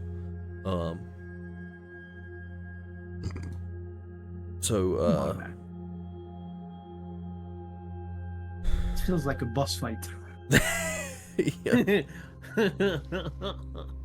Y'all just keep attacking, keep going. Oh, I'm going after the 2 that just Do went it. after me. Go for it. 16 with fear. The 16 hits. Roll your damage. I'll take the fear. Or actually, instead of taking the fear, the 2 little stragglers is gonna go and attack Az. What's your damage, Tuglow? 18. 18, and with that, you manage to pick off the last couple eels in the pack. Hell yeah. And as you do that, the other pack, which you could barely call it that now, it's like 2 little eels just are gonna go after Az. 15. I'm sure that hits. But instead of their normal damage die, because there are so few of them, they do 2d4 plus 4. So 1, 3, so 8 damage. As these 2 little eels are trying desperately, 8, 4. like, rawr. 4 damage, and I still mark an HP. That's there should be a threshold where you don't take damage. Like under, like your minor should be like no damage. Well, that's the whole armor rework is gonna fix all that shit. So enjoy. I just mark an HP, and I'm okay. What are you gonna do? You gonna let these 2 little bitch ass eels keep no, fighting no, on you, no, bro? no, no, or are you gonna finish the fucking job? I'm working on it. Let's go! 18 with Let's fear go! again. 18 with fear. I'll take the fear. 15 damage. 15 damage Okay, as good. you manage to dispatch the last 2 little bastards that were hanging around. Jesus fucking Christ! Are you looking as? It's like I need a little short rest. What do you need? HP healed? You need some hope? What you need? I need some armor back and some HP back. How many potions do you have? Just so that we know. I can heal you for 2. Which HP. also, we probably won't get a long rest while we're here. We can take short rests. Yeah. You know, we Just don't want to short take all rests. day, but like, we can't sleep in a cave under the water, you know. Mm. Keep your And they'll skills leave. stuck, and we're just gonna do a short rest. That's a totally viable option. Right. We had 2 fights already. You know, just let's take a short rest. Keep your skills, or in case your skill resets with a short rest, then use it. But if your skill resets with a long rest, we might want to save it if there's anything crazy coming later on. There might be more enemies within the labyrinth. About, right? No, right. I'm agreeing with you. I'm saying we should short rest instead because I don't know if Tuglow's abilities are a refresh on long rest or short rest. My inspirational words are session, so it's long rest. So they're long. Right. So that means once you use those, you won't be able to use them again the whole rest of this dungeon, probably. Right. Unless we miss our boat and we can swim back to Thistle Bridge. Right. I'm going to...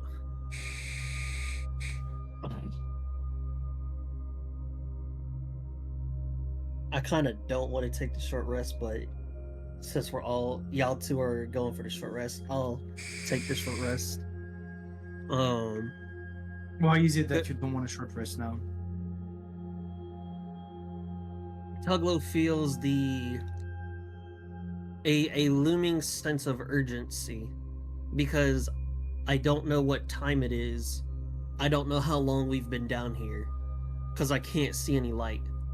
So I will say she worries that if we rest, it may take too much time away from us. Can I try to soothe her worries? Persuade her? He's right there in the Discord call.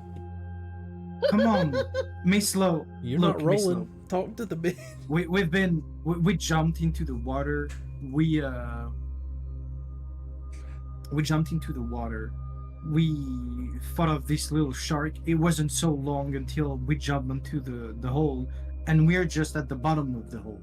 If anything, it's not even been an hour, Miss Low. We went there at sunrise. We have the whole day in front of us. It ain't even been an hour and you already that fucked up. I guess I'll give it to you. This is why I need a little short rest. All right. So y'all can do short rest stuff. Samlin's going to. Samlin's probably gonna do some HPs. So I'm going to get my arcane deflection back because it's long rest originally, so we go to short rest. Hold on. What? So I'll get my arcane deflection. No, we don't scale everything back. Arcane deflection. I thought that was the one that or were we only doing that one on long rest as well? Right. The only things that are different is the session. The session, yeah. Okay. And your healing skill is long rest based? Yeah. Okay. Which I will allow you to, like, if you want to have arcane deflection again, just know now that, like, long rests, the only different things are the session stuff. Okay. So I'll not take it just because I don't mind. I would know that. I mean, you didn't though. That's the thing. So I will literally acted with no knowledge. Armor, and I'll roll a die for 1d4. If you are okay with it, I will take it back. Yeah. Okay. Just know that once you blow it, it's done for the day. It's gone. It's gone. Right. Okay, I'm good on my end. Samlin needs 2 HP. As you're all kind of weirdly chilling underwater, trying your best to, like, patch wounds underwater, and yes, I rolled a 4 on the HP. Thank God. I needed to clear 2 and I healed 2. Let's go. Nice. And then Samlin's gonna blow off some steam. Try to get that stress back. Samlin's relaxing and looking at water rocks. Is anybody looking at the old architecture? Samlin has an armor slot marked, but that just one. as you need anything? If you want to clear my last HP, you can. But if you want to give hope to somebody, I guess you can too. Well, if you've already done 2 things and Samlin's done 2 things, then oh, he cannot. Okay. Tuglow can only give hope HP to herself. And...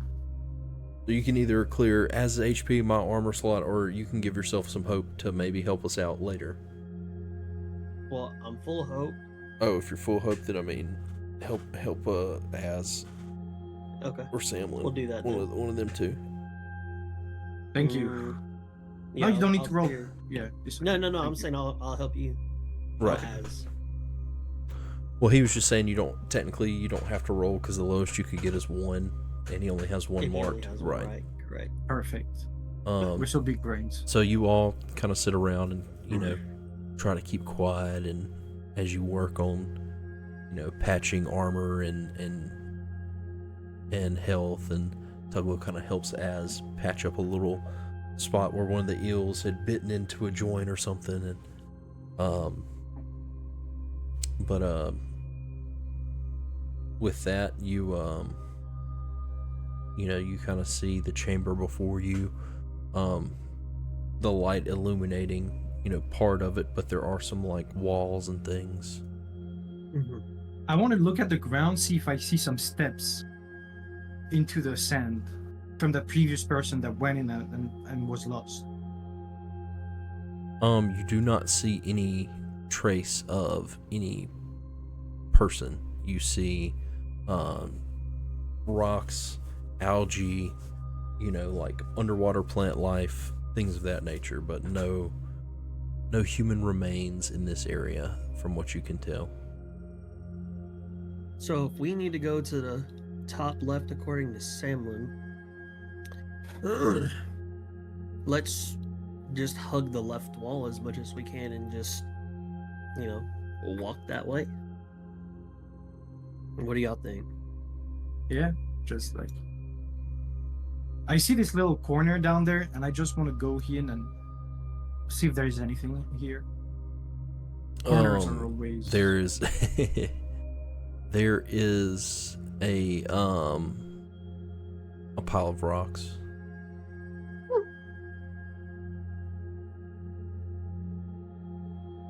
Is the floor sandy? Like, is it? How's the floor looking? Like, do I over have the to sense the, what is the left for us looking down at the map? There is like a collapsed wall, and as y'all have kind of moved over to this area, you can kind of see there's like a collapsed area where maybe it used to be able to go in that way or something like that. It looks like maybe an opening is caved in. Well, and then like there's debris and dirt and growth on the floor, kind of like where you came down. There is like a stone floor that is like cut, manufactured stone floor, but there is no sand piled onto the floor where we're standing. There right is now. I would say the map is accurate in that it displays a lot of dirt and shit like that, but then like kind of the other spot there is like real floor. Okay. I say we just what I do is have my left hand on the wall, like as far stretched out as I can, and then I just follow it along wherever the path may lead me, and I just keep going with my hand on the left wall.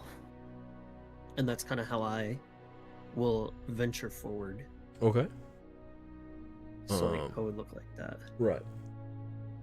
And so you make your way around to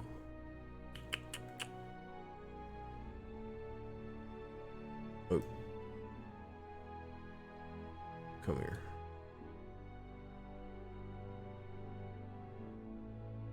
You make your way over to this area. You peer in this room, and there doesn't appear to be anything of interest.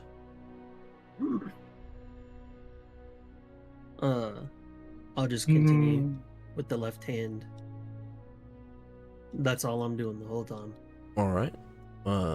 Samlin just kind of comes back this way and waits in the middle. He's like, oh, hey, Tuglow. I want to try and attempt to see if I see from the other side of the cave-in. If there is a crack there, I can see what's behind it. A lot of the sediment from overhead has also fallen in, so it's like there are these big chunks of rocks, but it's kind of filled in with sand and dirt. So there's no looking through. Okay. I'm gonna go into the next room and take a good look at the floor, see if I don't find anything that's laying there, like poking out of the sand or anything. Make a...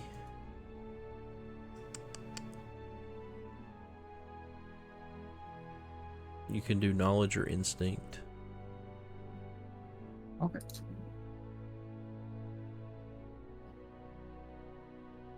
"20 with fear." 20 with fear. Alright, give me 1 second.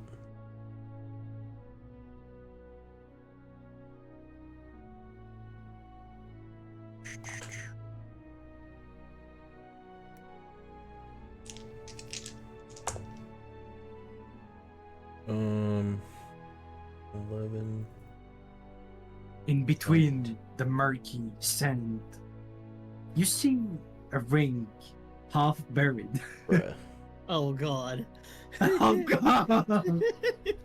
No, I'm not touching. Actually, you know what? I spot this ring and then I cast time lock on it and it can't be moved. You you see in the... Something does catch your eyes, you're scanning. The ground. There is, it looks like a pouch, like a bag. And you kind of go over to it and look, and it is just a, you see basically kind of like the top of a bag tied up in a string sticking out of the dirt. I said, "Oh, Miss Lo, come. Sammy, come. Assemble. And then I walk with my hand on the right wall, and then I get over to him. Y'all be hating on me for that, but that's how I do it. That's how I do it. Okay, we all crouch down again around the little thing Right. sticking out of the sand. Right. I say, okay, I found this. I say we just slowly like move our hands to blow the sand away and expose it without touching it. Okay. Go for it. Okay. Alright, you did it. Nice. It's a bag of sand. grab- A bag sitting in the sand. Okay, I grab the bag and slowly... You die. No. I untie it in front of everyone. Okay. And you look inside, and it's sand in the bag. All right. I see this, and I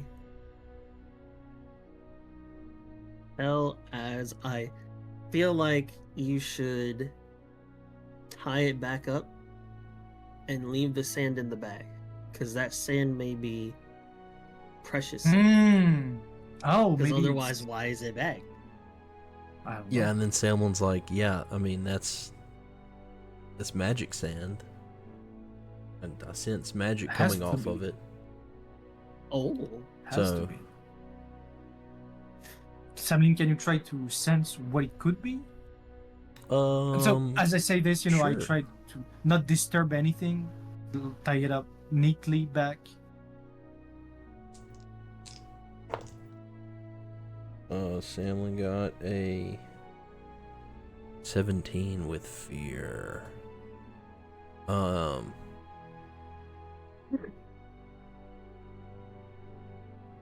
But, or I guess it'd be a 20 because it's like instinct.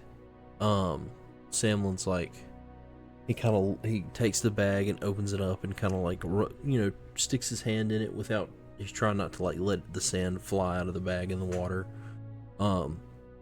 And he's like, yeah, I think I may have seen this before. It's called fickle sand. It's kind of weird. You can basically make it be as light or as heavy as you want.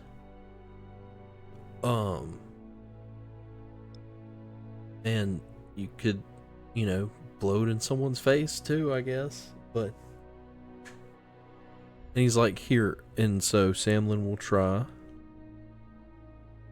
Or he's like, here, it's it's kind of funny. It's called fickle sand because you have to kind of know how to talk to it. Tuglow, you should probably try. Make it think that it's as light as air or as heavy as iron. Pick one.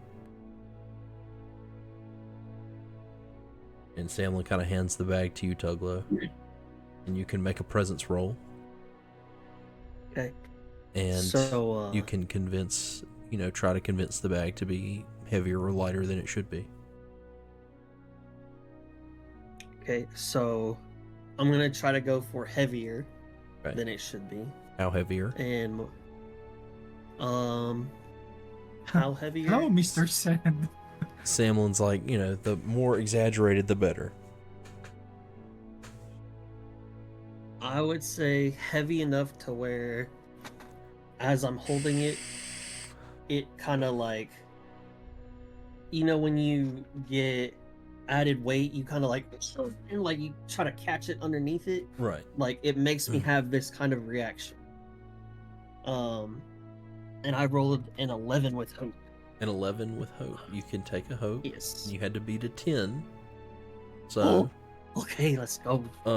Y'all see Tuglow's kind of like holding the bag out, and then all of a sudden she kind of, like it literally pulls you to the floor almost, and it poof in the sand and makes kind of like a dent in the sand, and it's much heavier now. Okay, What kind of sand is that? Damn, so weird. It's called fickle sand. Would you mind if I hold on to this? No, take it, Miss Snow. Okay. You seem to have a connection with sand. You can talk to sand. I cannot fathom it. So how do I make the sand go back to being light? To normal? Do I have to? I would say you can it just happens, Okay. Then at this point in time, after seeing it become extremely heavy and kind of fall from out of my grasp, I kind of look at it and kind of in my head say, like, feel as if it were normal again and just kind of pick it up. Right. And just kind of shocked. I'm like, huh. And then I just kind of put it into my bags and go along. Good deal. Is that an actual item? Yes. It's a bag of fickle sand. Hey, first loot, let's go. Let's go. Oh no, it's makes me want to go back to that little spot and just put my ear against the sand and hear for magic. Oh my gosh. That kind of MMO players that go in every fucking little spot of the map to make sure that there is nothing hidden. Oh, that's me. That's definitely definitely how I play like Skyrim and stuff. But I will not do it for the sake of everyone's sanity. I have such a good idea with this sand. I've been looking for this sand my entire life. That's good. This sand has made me very happy. Well, let's keep moving. I'm happy. Sandy cheeks. Yeah. Let's keep moving. So now I, hand on the wall. Oh, you're coming to this wall? Okay. Yeah. What? Lead the way. No, I'm not going first. Shit, I ain't going. Okay. Yeah, no. All right. So as peers down into the hall. I peer down into the hall. You notice what looks like an opening ahead, and then maybe a side opening here on the edge. Okay. I advance slowly, and I want to make sure I'm not falling into any kind of traps. So I look for traps. Okay. On my way. Go ahead and make a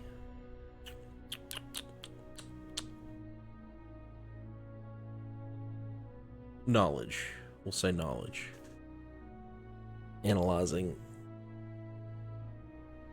the area, trying to see if anything looks out of place. 7 with fear. 7 with fear. And I'm all out of slots for fear, brother. You step. I hate to hear that. That's one of the stuff that I hate to hear. You step on, here, let me do this.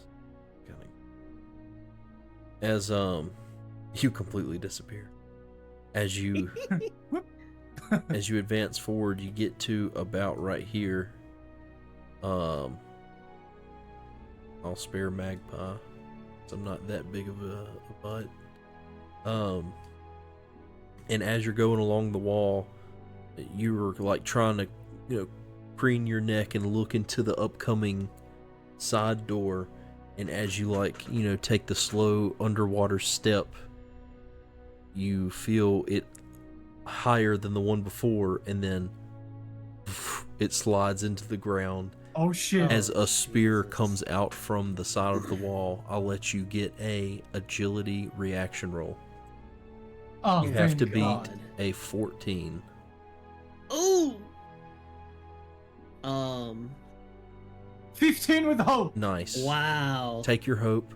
As soon as you felt the pressure plate go in, you were like, oh no, and you instinctually kind of fell back into Tuglow as a spear shoots out from the wall.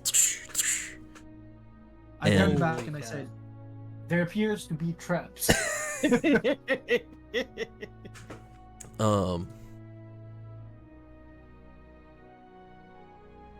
As you okay, what's moving ahead? He kind of falls back onto me, and as he falls onto me, and I see the spears kind of go out, and then I'm like, well, at least he dodged that one, and then I just kind of push him forward. This time I I'm sure bounce against the spear. The spear bends and throws me back onto her. you're just getting is getting Oh, ping ponged hey, in between. hey. Um, Actually, you know what? Just for lore, I grab onto the spear and I try to take it out of the wall. It had already kind of retracted. Oh, it In. retracted? Right. It shot out and had come back in. The part of the floor is still like pressed down, but you can, if you are super quiet, you can hear a faint click, like click, click, click, click, click, as seems like maybe something is Okay, resetting. so it's resetting. It's in the process. Okay. So I say, okay, the trap is resetting. Let's just take a few steps. It's good. It's safe to go. Okay.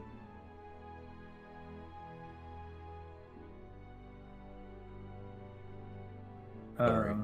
HP bars got messed up. There it is. There we go. I peek into the right room. As you peek And- into the right room, you see a familiar sight of writhing, slick bodies. Oh Lord. Okay, but they haven't seen me. They haven't seen us. It's okay. We They advance super slowly.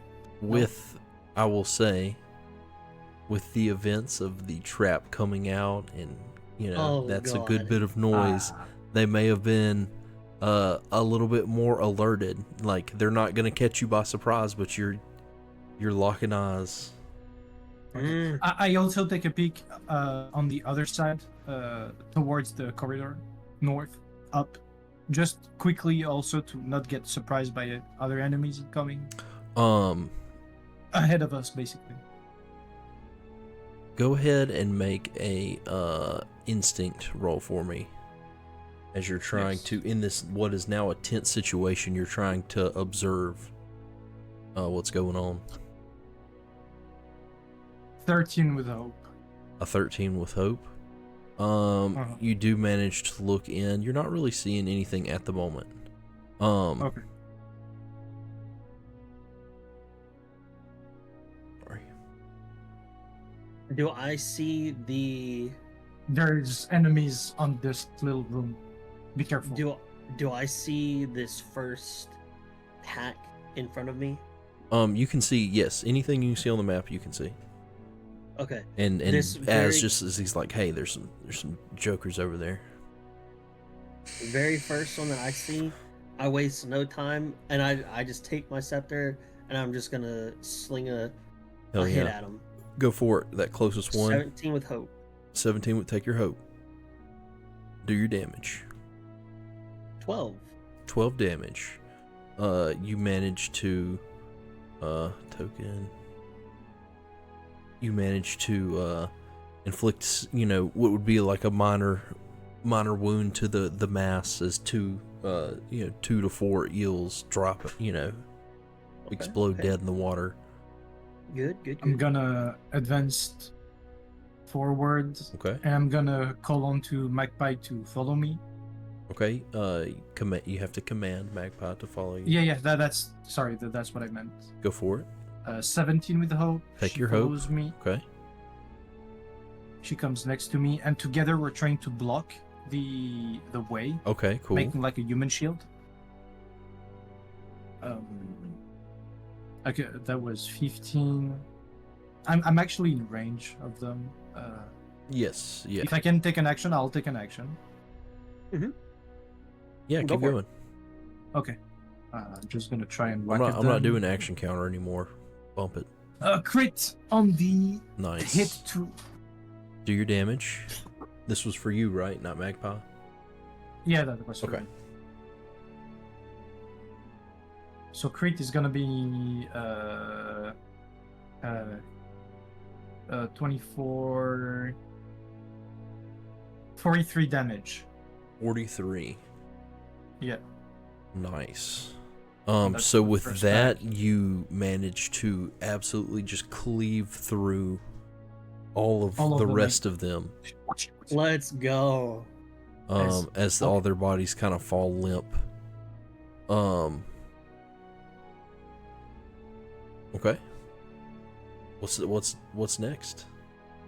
The other pack is over here. I'm gonna spend a fear to go ahead and engage these as they come in to attack you. 19. Yes. And that's 14 damage, right? Yep, 14. I'm just gonna... And then I'm gonna spend 14 damage, yep. Okay. And then I'm gonna spend another fear as another pack of eels comes in from the north. That was lurking in the shadows. And they come in and they rush you, Tuglow. Okay. That's cocked. Fuck. 6 to hit. Evaded. Nice. So these come in, but since y'all had kind of scouted ahead just a little bit before, you did manage to see them coming and kind of got ready and are avoiding the bites. It's back to y'all. Perfect. Because they're so close and I'm kind of ducking and weaving away from these things, I'm just gonna take my scepter and going to see if I can just kind of swing at them with my scepter. Okay, go for it. Instead of trying to cast at them. Got you. You kind of put some magical energy in the end of it, and you're just swinging it like powered up. And just going at it. Go for it. 14 with hope. Okay. 14 hits, I think. Yep. Take your hope.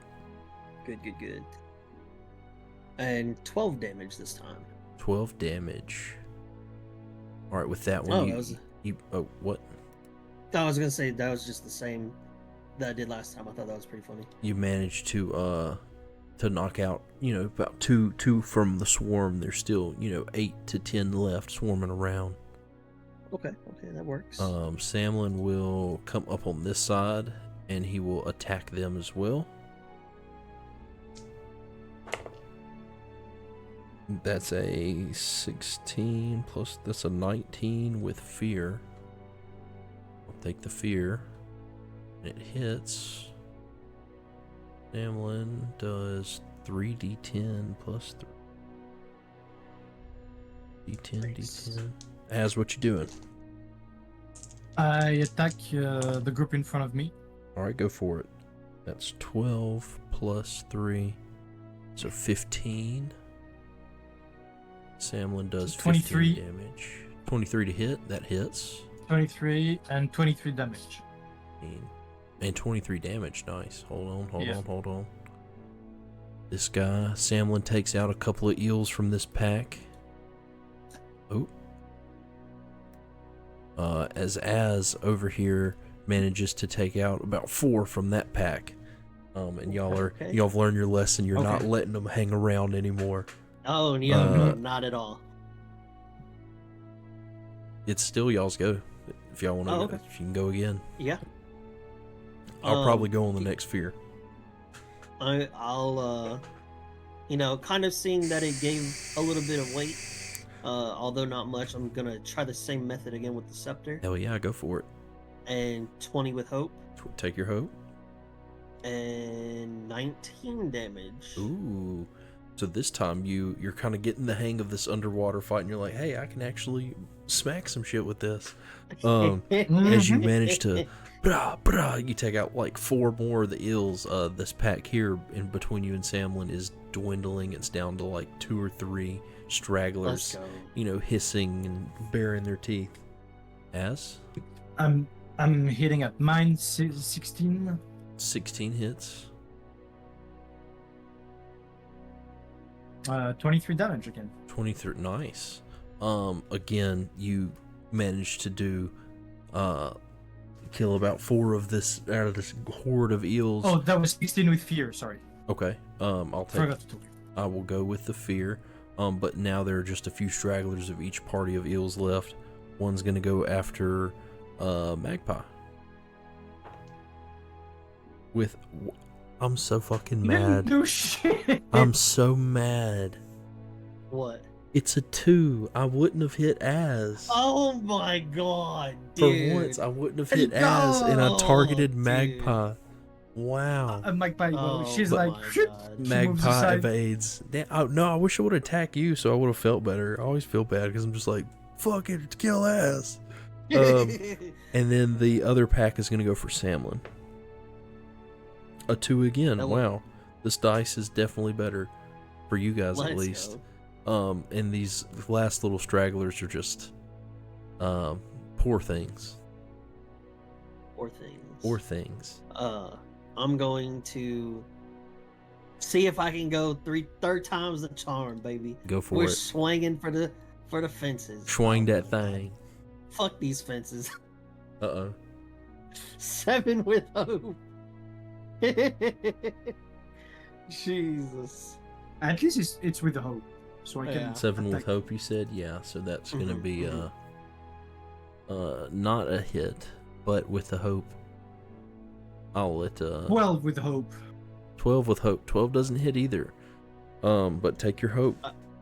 We're getting cocky. Samlin, our last hope. Can you please prevent an HP of damage this time? 14 plus 3, so 17. Yeah, so Samlin hits, and he does 3d10.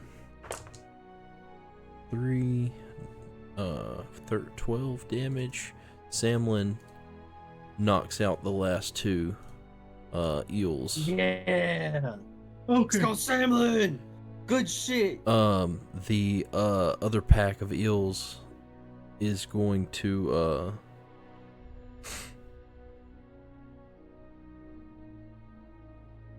yeah, they're going to hit as, yeah.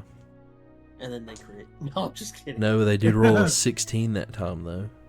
Oh Jesus. So that hits 16 put 20 damage from that one. 20 damage 20 from damage. 2d4 plus 4? Oh, you're right. There's only 2 remaining. You're right. Okay. 1 plus 4, so 5, 9. 9. I'm gonna upkeep my shit. Yeah, I'm just gonna mark an HP. Okay.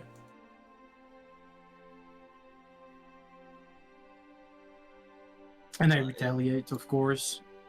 Go for it. 13 with fear. The 13 does not hit. Fuck. After seeing Samlin destroy the last remaining in front Take of the me, fear. Yeah. I'm gonna take my scepter and see if I can blast at these ones on the side that Az is soloing. Barely. I'm gonna hit a 16 with hope. 16 hits. Go ahead and do your damage. And it will be an 11. An 11. And with that, Tuglow, as you're kind of having trouble, you see a bolt of energy come over your shoulder. Boom! And the last few eels are blown to bits. Thank you, Miss Love. Oh, no worries. Thank you for Taking the blocking last that hole. hit, I see. Huh. Well, you know, somebody's got to do it. Samlin took my last hit. I'm bet. taking yours. Oh, bro, these ain't minions in League of Legends. Calm down. And then Samlin's like, oh, I don't know what came over me. Sorry. Oh, I was thinking of Fractured Daydream. Oh, okay. Oh, wait, what? Bro, What kind of a daydream? Huh, That's- I must be. that's why we Must were be on late, something. because I was playing that game. Oh, were you? I'm gonna, Yes. Nice. I'm gonna search also that little space. It looks obnoxious. You come into that space, make a, and then you search it. I was thinking the Good same for you. thing. Good for you. You searched it. Nice. Oh man, came all up in that little place. Help us. I love those jokes. It's like, so I come inside, and then I arrived. As make a, I'll let you do knowledge. Okay. I wish knowledge and instinct were a little bit more different. Damn, even better than the previous one. 21. 21. 21. With fear. So this time, as you go in, and you search, you kind of look around, you do notice what appear to be skeletal humanoid remains, with little bits of flesh kind of still waving in the water, hanging off the bone. I wonder if it was You the see guy. a like a blue kind of robe. You see, you know, if you want to investigate further, you can. Oh yeah. We're gonna investigate. As you That dude look. came down there. Yeah. Oh, go ahead. No, my assumption is he must have one of those rings that we have. As you search, So I look at his finger. Yeah. you do in fact see on his finger there is a ring, similar to the ones that you have on. There is also an amulet with what appears to be like a family crest. Mm. And then there is also a, like on the belt there is a buckle that has like the emblem of like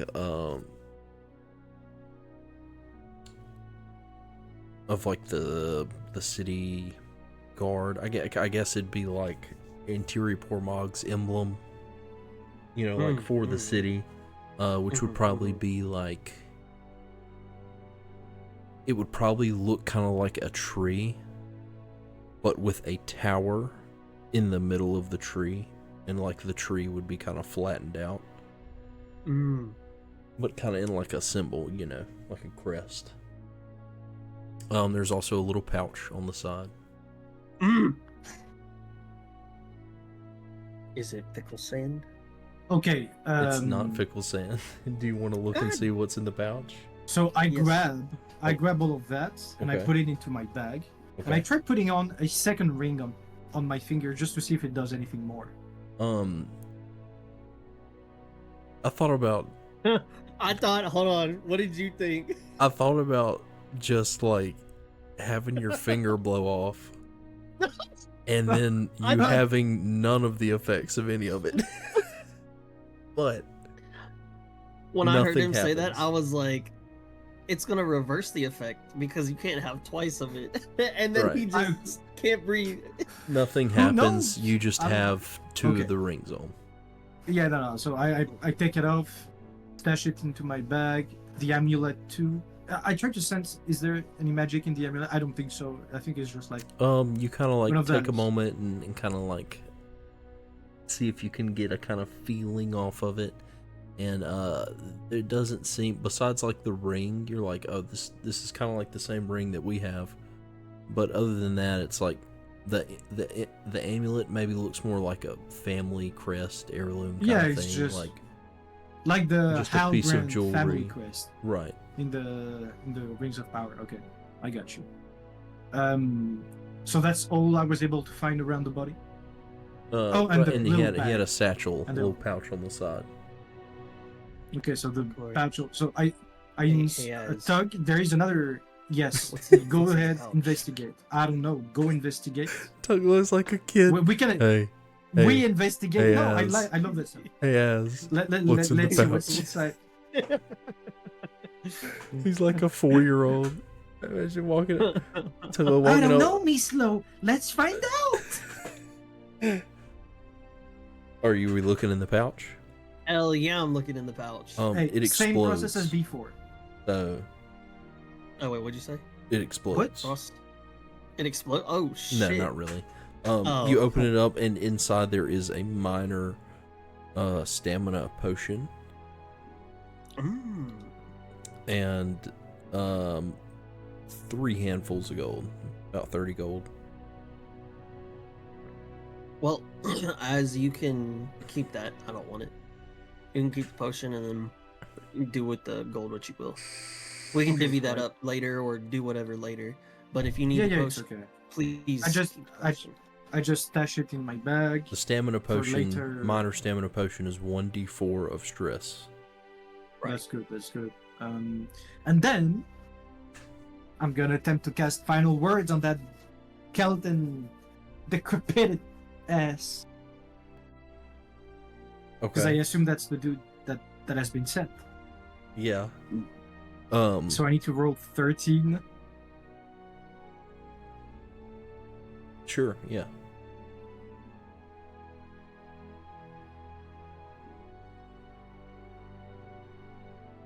Crit. What can I say? Double 7. Bruh. All right. So So that's what, 3 questions? Yeah. yes. Okay. And I take a hope.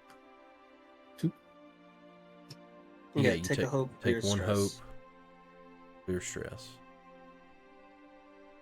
Wrong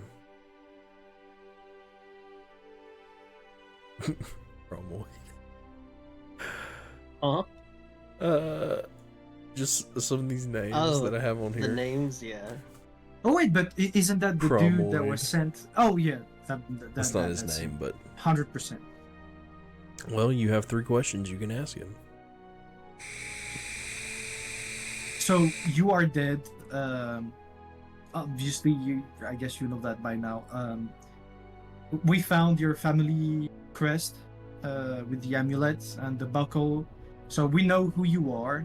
That you were sent down here. Is there anything that you would like to say to your family? Something that a post-mortem message that we can pass on. It seems very hard to hear under the water. Because being a dead body, it's like it can't what's making the noise is not under the like enchantment of what you guys are, so it's like kind of hard to hear what it's saying, but you can Let's put kind the of ring back on. you can kind of make Okay, out I put the ring back on him as he said that. which like he has already spoken before you can put the ring on. That's fine. His last words don't matter. Bruh. Heartless. I put the ring back onto his skeleton finger, Mm-hmm. and I asked the same question again. Oh my god. He says, you can now kind of hear. You don't know Like where that can lead us though. You know? He's just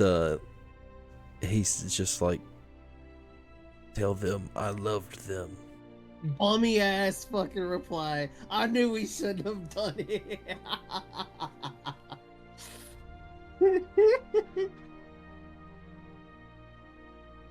Then he's like, I have a question for you.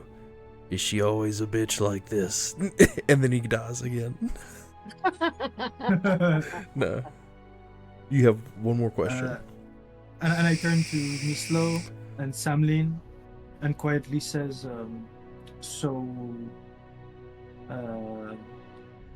we need to ask a last one.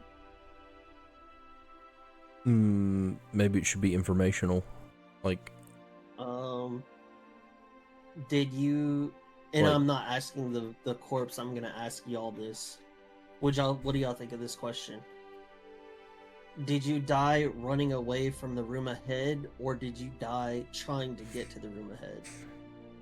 that, or like if they are aware of any other, like, you know, like, tell it we know about the sharks and eels. Is there any other stuff? Any other enemy? So one of those two things. Yeah, so basically, Alright, as we gave you 2 questions, you can pick. Is there any information that can help us to succeeding in our endeavor in this place? That's a more general one. Well, I mean, you ask him that, he may respond, be careful. Okay. And that would be an okay, answer, you know. That's a little too broad. If you ask a broad question, you may get a broad answer. Then what Tug said, I guess. Like, how did he die, or... Like, I would did he assume that the die- eels killed him, so he Oh, well, probably then- died on his way. Then ask Samuel's question. What was your question? what it, Bruce? you know, like, what, Are there is there, can you give us information on what's ahead? I think is, like, any like, monsters. what, up ahead. yeah, what enemies are there besides the sharks and the eels? Okay, so I asked this question to the skeleton. Do you know of any? What kind of enemies are ahead?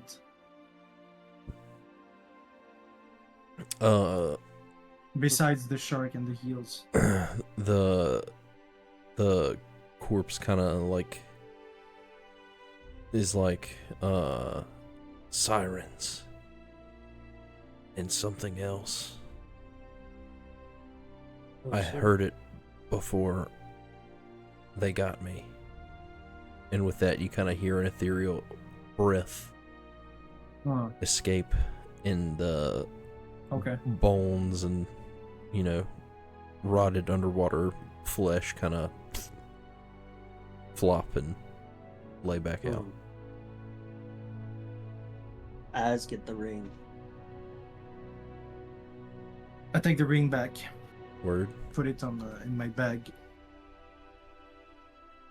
Thinking to myself,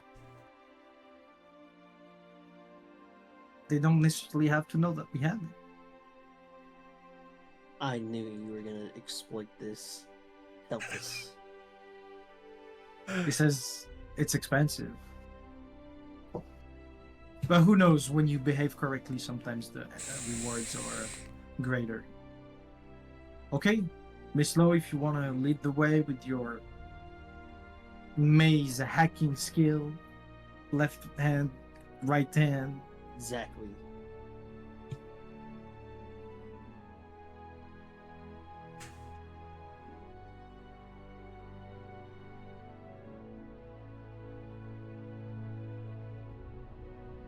And then I go up. I look to see ahead of me. Alright. Ahead, you see. Oh, man.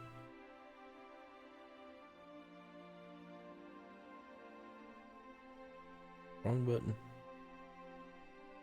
You see like a hallway. Okay. It continues, but it also goes to the left. Then I'm gonna go on the left-hand side, and I'm gonna peek my head around the corner and see if I can see anything. Okay. You peer in, and I'd say you maybe get this much of it. I'm gonna go onto the other side here and just peek on the other side of here. On the other side of there, it is Yeah. a wall. Okay. I'm sorry, No, Az. I'm just I should kidding. have done that earlier. That was funny though. That was funny though. I guess I can actually take this out of the middle. So then from here, I'm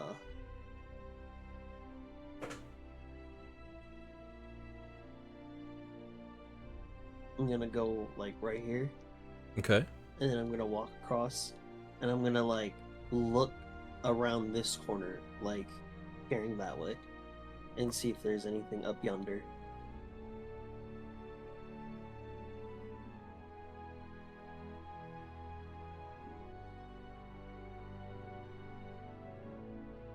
I'm gonna go this way. Okay, after seeing this, I'm not gonna think of anything, and I'm just gonna hug this wall, like, and just, All right. As you step in, you see a chest. Hold on. Calm down. Calm down. Oh, sorry. As you actually kind of get deeper into the room, you do notice a large wooden chest sitting over in the corner of the room. Okay. This I man. can see this chest, and I want to cast Time Lock on it. Okay. Now, here's the caveat. It says it can only target a non-living object. So, am I able to cast at this or not? Yeah. Okay. I get a 16 with hope. Okay. Alright, so now it says that object stops in time and space exactly where it is until the end of the scene. If a creature tries to move it, make a spell roll against them to maintain this spell. And then now that I see that it stays put, I know that at least it's not like a monster that's gonna like jump out and try to like eat me. It's a monster that doesn't even exist in this world, maybe. Bruh. If it's a monster, it's alive. What do you mean? I would like to command my Pie to advance near the chest. Okay. Crit. She That's a goes lot of near crits. the chest. Nothing happens? No, not from her just being close to it. Okay. Oh! But she's near it. Okay. Here. Here's this. Okay. Actually, I'm gonna stand back here. Okay? Magpie, come back.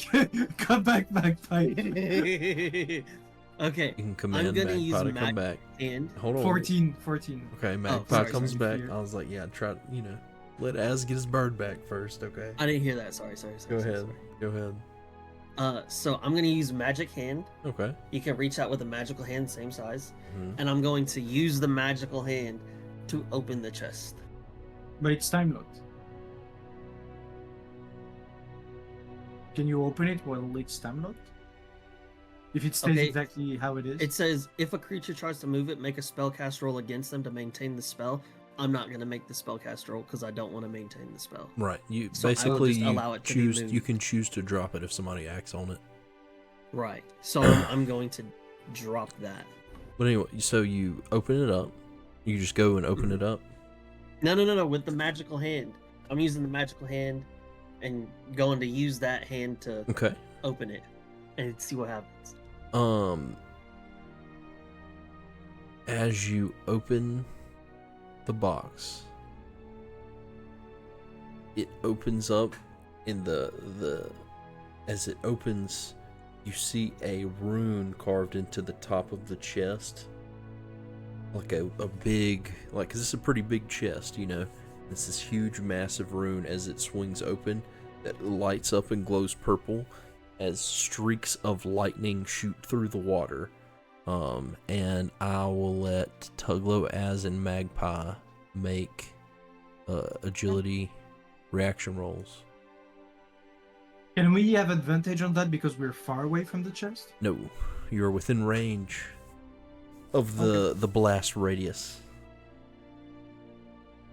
Y'all would have been about 5 feet back. I wouldn't have hit you. This man with the. Okay. I'm sorry. 15. 15, okay. 6 6 for you or Magpie? for me. For you? Oh, I have to roll for Magpie. Yes, Magpie's in there. In there like swimwear.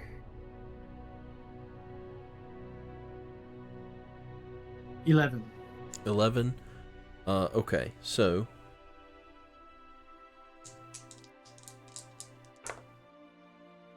16.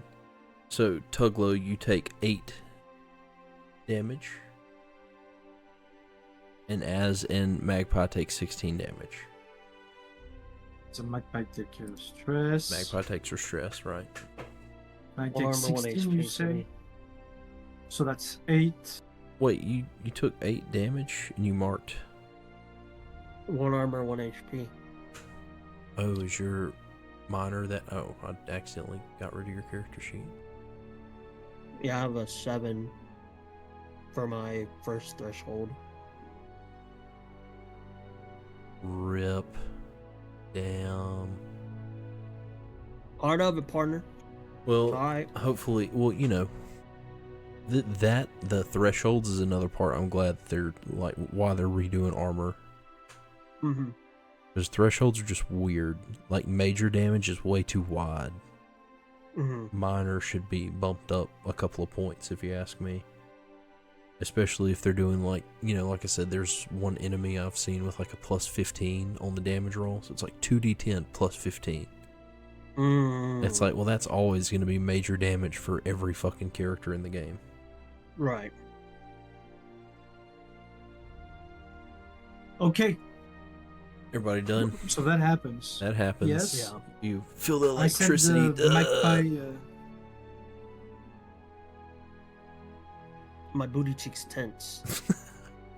And as they tense, I slam the chest down with my magical hand. No, You hear. for real? And Samlin's like, hey, y'all back up some.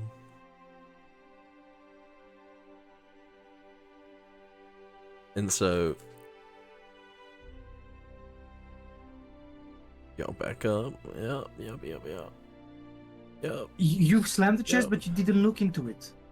You back out the And literally Samlin's like, Tuglow, open, by use your hand. lightning. Use your hand and I open get it hit again. by lightning, and you think I'm not gonna make a reaction like a crazy wild fling, dude? Samlin, Come on. Samlin's like, Tuglow, open it again now that y'all are backed up some. Okay. I reach out with my magic hand, and I open it. And you open it, and a flash of lightning goes through the room. But now it's sitting there with the lid open. I see. Okay. I send Magpie to see what's in there. Magpie and Tuglow approach the chest. Hell yeah. I approach the chest as well. No, you stay back. You ain't even gonna go up there yourself. Hell, you gonna send your bird first. Help us. You don't get to see what's in here. All right. Shut the fuck up. Y'all, Let me look. I was so nice to you. I came to you. You asked me, what's in the pouch? I say, oh, come look at it. Hey, what's in this? Yeah. I was nice to you going up, and then you tell me, are you serious? Yeah, I just got fucking shocked by lightning, dude. Of course I'm serious. Ladies, you're both just awful. Yeah, just reactions. Oh my god. All right. In the box, there are. There's another box, and in that box, there is another box. I get Semlin up here.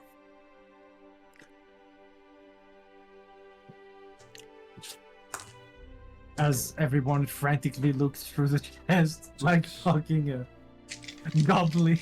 All right, somebody write these numbers Where's the down. loot? Write what down? These numbers down. Okay.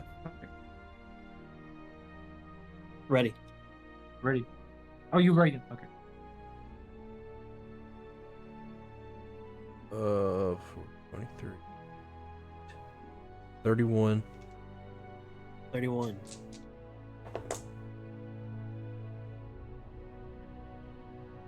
23. 23. 26. 26.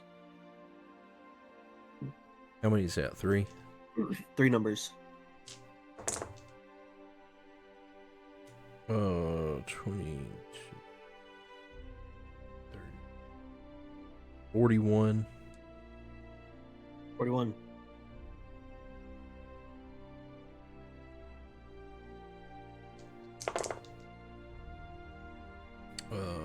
2, 8, 10, 15, 2, 27. 27. Favorite number. 1, and Almost my favorite number, actually. 25. 25. All right, what were those? You ready? Yep. They're in Daggerheart campaign if you want them. But 31, 23, 26, 31. 41. You find in the chest there is a familiar looking bag. That once you kind of look at it, there is some sand inside of it. Oh yes. What was the next number? 23. 3. It is a book.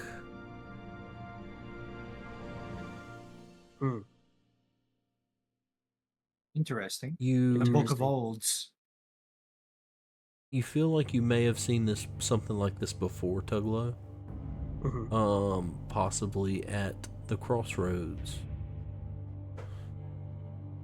Outside of Port Fortune, it looks like the book that kind of like a book that someone there told you about called a Lore Keeper. It's like a magical book that you can basically take notes on creatures, and it kind of gives you a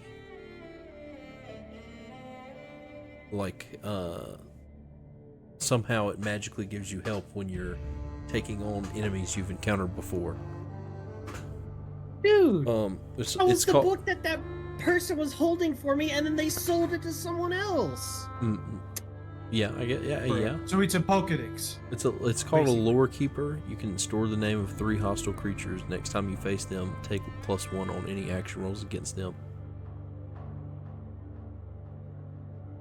Store sirens in that shit. Okay, 26. 26 is a great stone. You see excuse me, is just a gemstone kind of on a chain that looks like it could be attached to a weapon. What was next? 41. 41.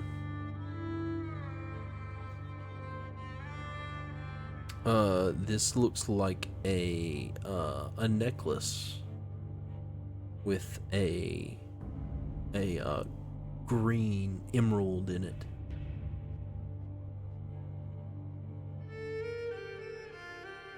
What's next?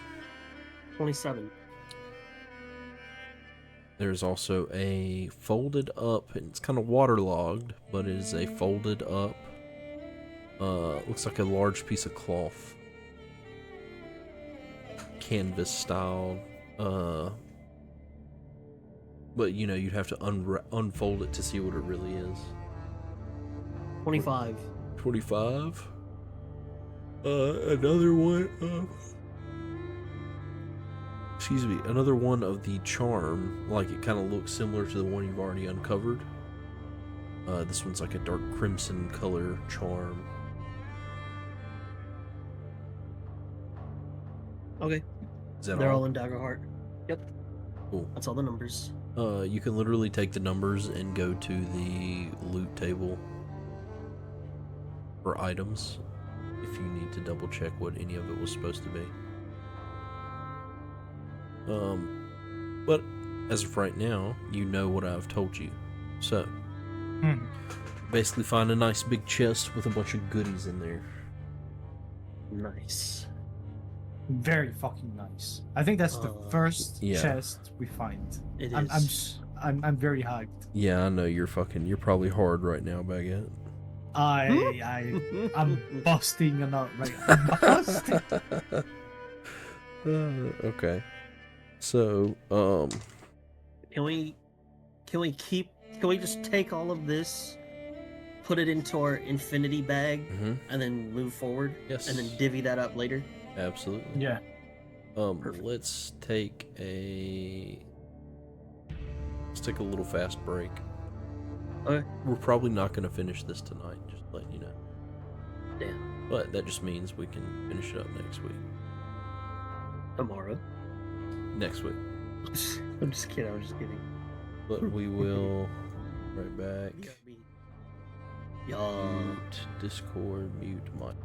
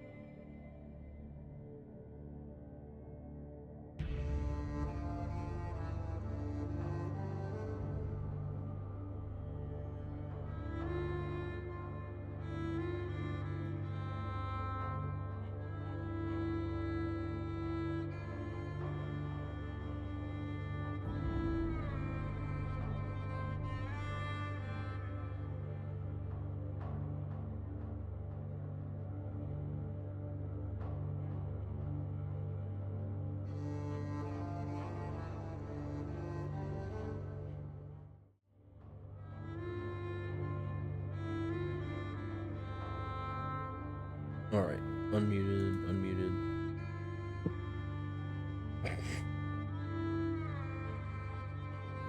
I know you're about to say something. Go ahead. I'm just laughing. Go ahead. No, I'm not. I Oh. can't say anything. I'm just laughing. Oh, I thought it was when I was scratching my head. Oh no. I'm just thinking of the past. All right, so you got all your cool stuff. Yeah. And with that, I assume we shall continue. Indeed.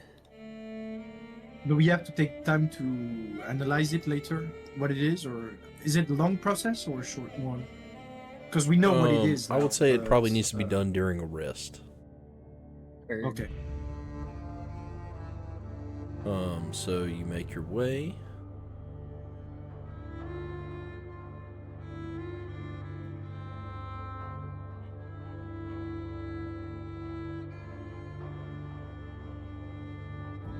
I'm gonna ask a question. Am I leading this? Looks like it.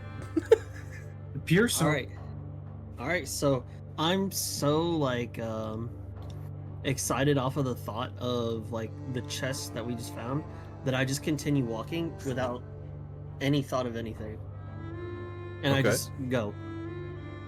Oh, and I just remember about something. I go back to the chest. The lid is still open. We haven't closed it. Mm-hmm. I'm gonna look at that rune on the chest. Is it carved into it, or is it like something put on it? It's like a magical kind of like thing put on it. Can I try to take it from the chest lid? No, you would have to like carry the whole chest lid. Yeah, fuck it. Imagine taking a chest and then just out of like... just out of curiosity, I just move the chest, see if there's anything underneath or behind it. No, there's nothing underneath or behind it. Okay, I come back. I just continue walking. I forget about as you come into rule. the center of the room.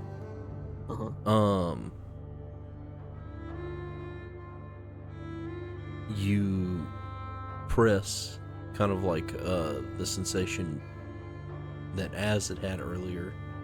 Oh fuck. And as you do that,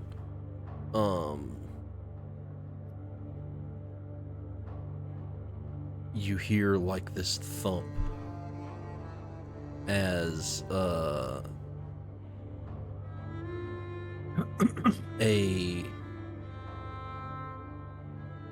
on. In the middle of the room,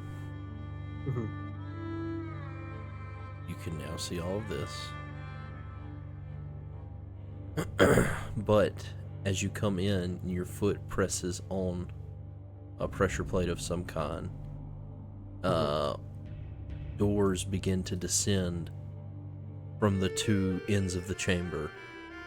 As and as alone, I will allow to make an agility reaction roll if you wish to dive in to the room with Tuglow. Tuglow, you were walking and you made it past the middle of the room, and then it's like, right, you hear it coming down, so it's too late for you. Is a 12 enough to go? Yes. The distance? Yes, absolutely. Is that with hope for fear? Fear. Fear? Oh, okay.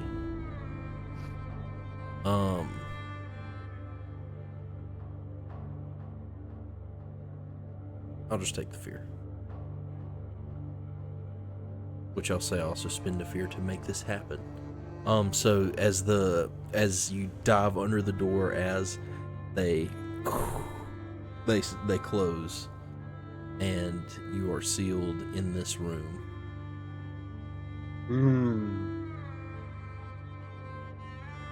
Well, I didn't step on no shit. What happened?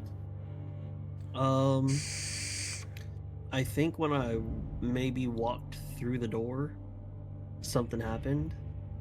And then I'm gonna like walk up to the door and see if I can. As you were talking and you anything. turn around and like go back to walk, you notice like where you were standing in the middle of the room, there was a pressure plate.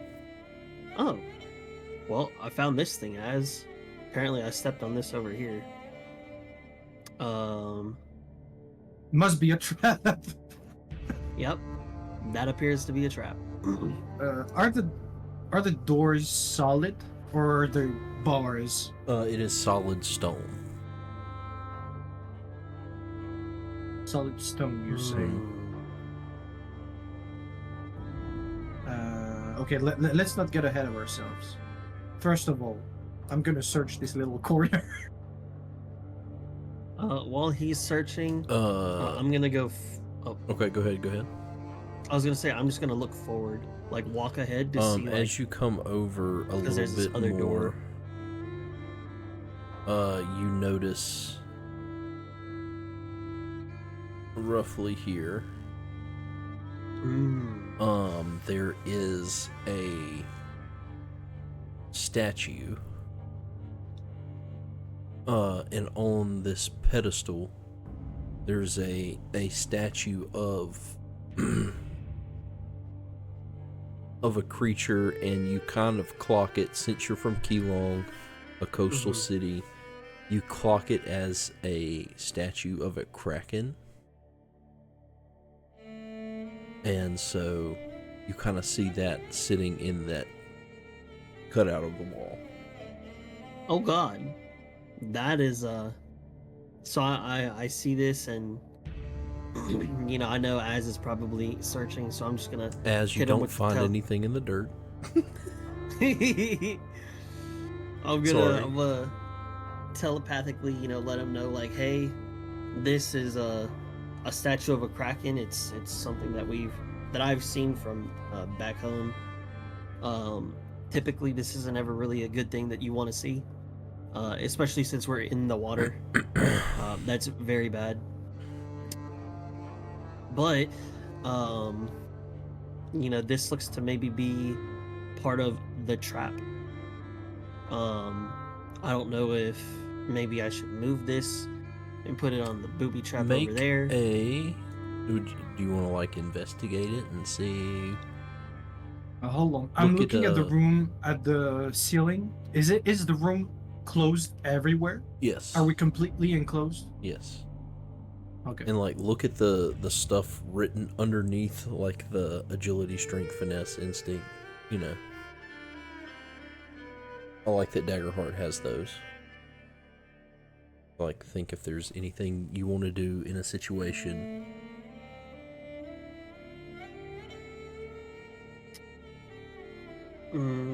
But no, as it seems I'm completely gonna sealed. analyze the pressure plate. Try to understand its mechanism. You can definitely go for it. Make a knowledge roll. Can I add my experience? I will add my experience. Yes, you can definitely on this. Thank you. Cost a hope, but yes. Yeah, I did. So that's gonna be a 24 with hope. 24 with hope. All right, take your hope.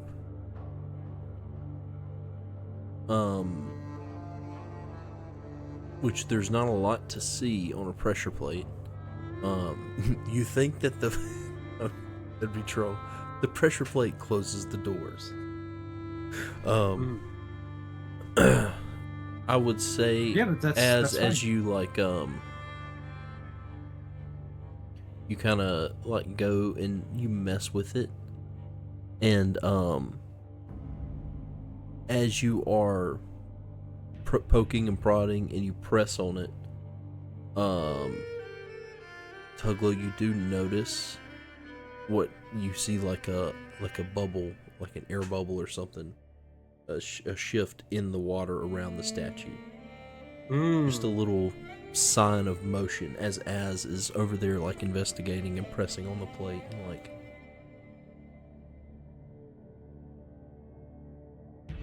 As you know, telepathically, so I don't have to be near him. Any whatever communication in the water. I'm gonna hit him with the telepathy, and I'm gonna, hey, if you're doing anything over there, I'm seeing like a bubble or two in intervals come from behind the statue. Are you stepping on the mechanism right now? No, but I'm trying to. I'm tinkering with it. I'm poking it with my fingers, trying to feel the ridges of it, see if it's supposed to hold a specific shape down the plate. I'll tell you Can what. you Tuglow. Oh, go ahead. Go ahead. Keep doing what you're doing. I was gonna say, can you step on the plate? Because I want to see if it will produce more bubbles. Okay. I stand up and I put my feet on it.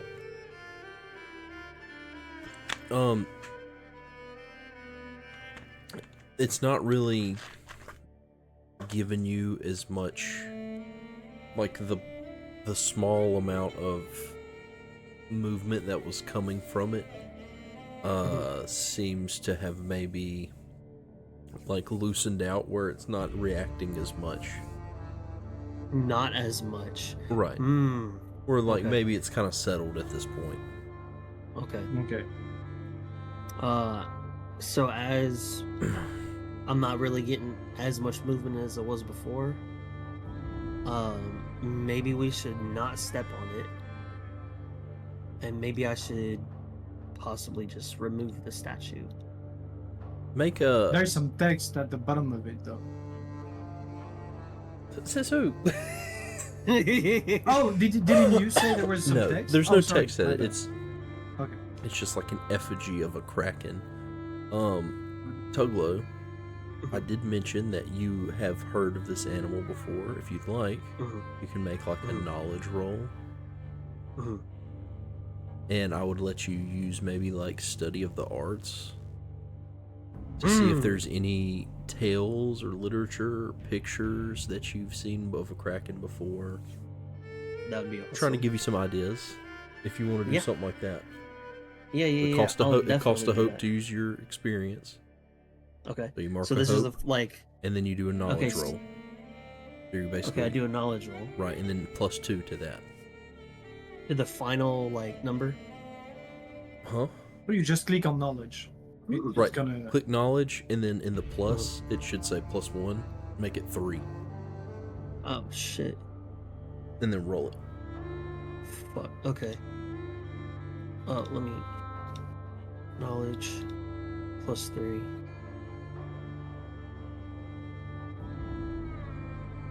Is something good? So 16 with fear. Nice.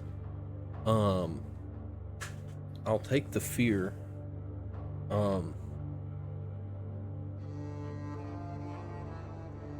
I'll say, you know what, I won't take the fear right now, but you're you're trying to think of like a solution to this issue, and it's like you're feeling really trapped and the stress is starting to get to you.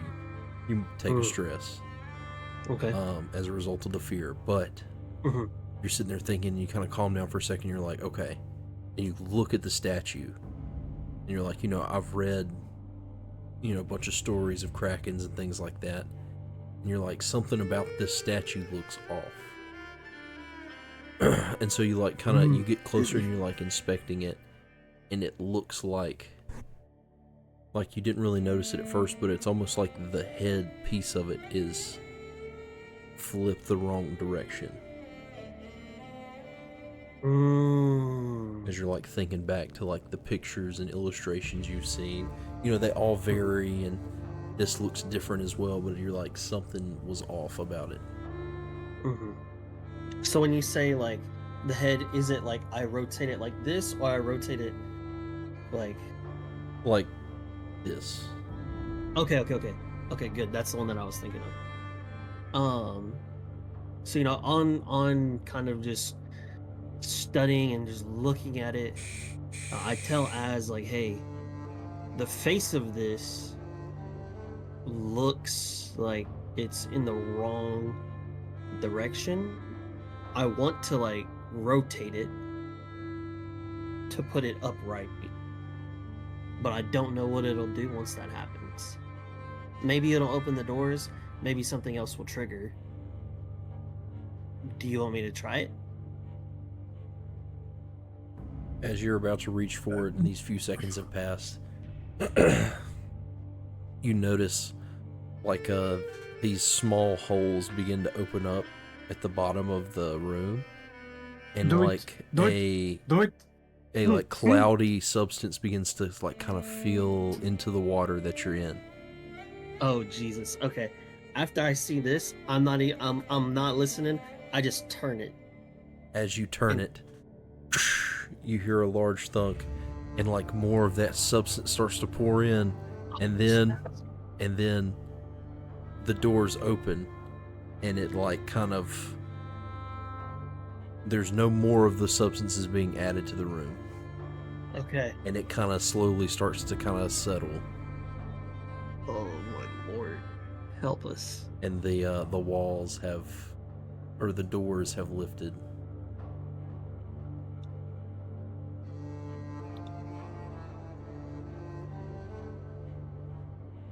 I'm gonna tell Samlin, hey, when you come in here, be careful. There was some funky gas. And just, be careful breathing. Be careful breathing. Got your word.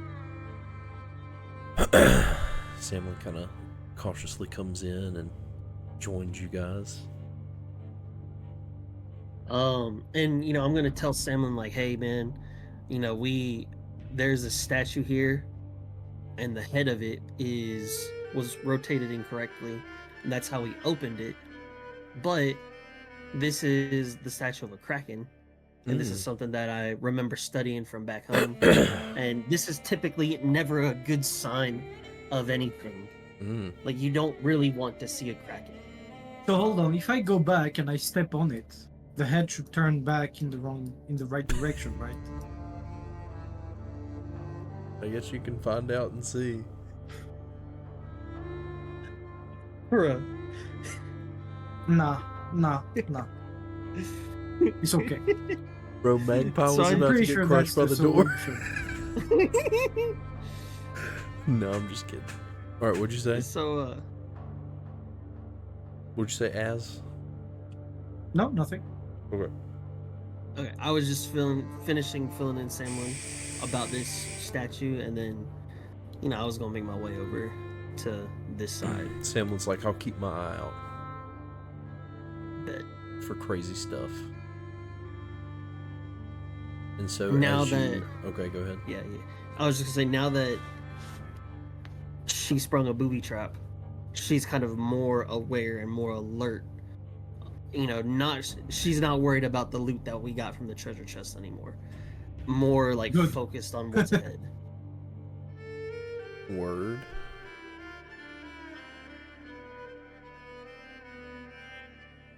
Alright, so I'm just advancing cautiously. alright, if you would anybody like to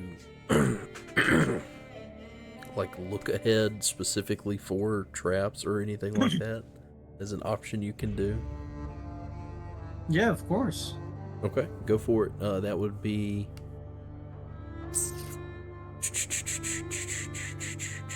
Knowledge. yeah, Perceive or instinct. Instinct or we'll knowledge. say instinct. Let's do instinct for this one. Because it's a little bit more of a tense situation. You are trying to like keep it moving as you're going through this dark, underwater 18 ice.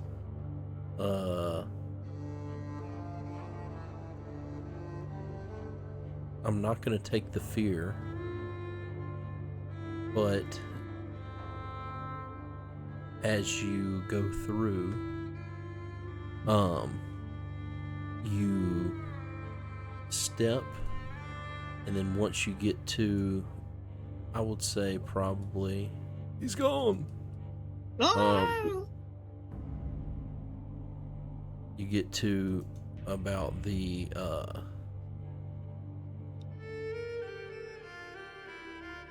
midway point here. And you're trying to like keep a keep an eye out on everything, and just as soon as you take your eyes off the floor and you like look up, you feel your foot catch and give way.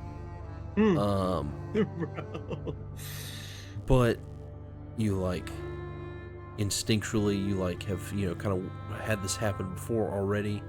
You quickly like lean down as the spear shoots out and hits at the area where you were. You do take a stress as a result of the fear, but you are not damaged. Oh Lord. And you do notice another pressure plate, maybe 15 feet ahead. And so you kind of could call out, like, hey, show your team, this is where the other one is, y'all watch out. Okay, I decided I'm not gonna walk in the middle of the road. Now look who's using the method. Yeah. I put my hand on the wall. And you slowly walk along the wall. You damn right. Look at him now. The Tuglow method. Yup. Look at him now. They was hating on it earlier. Now look at him. Tried and true, baby. Tried and true.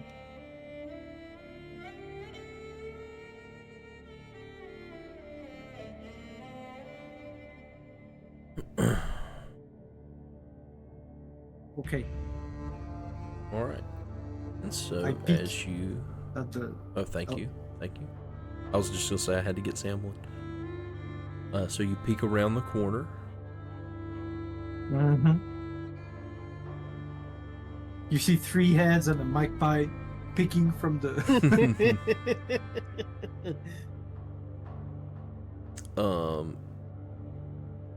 You look down into this area and you notice like the glow as you had approached, but it's kind of like there's kind of like bioluminescent algae and stuff in this area. You do have you can see a little better, but it is hey, you see what you see right there. Still kind of dark. As you come and peek around this corner, yeah,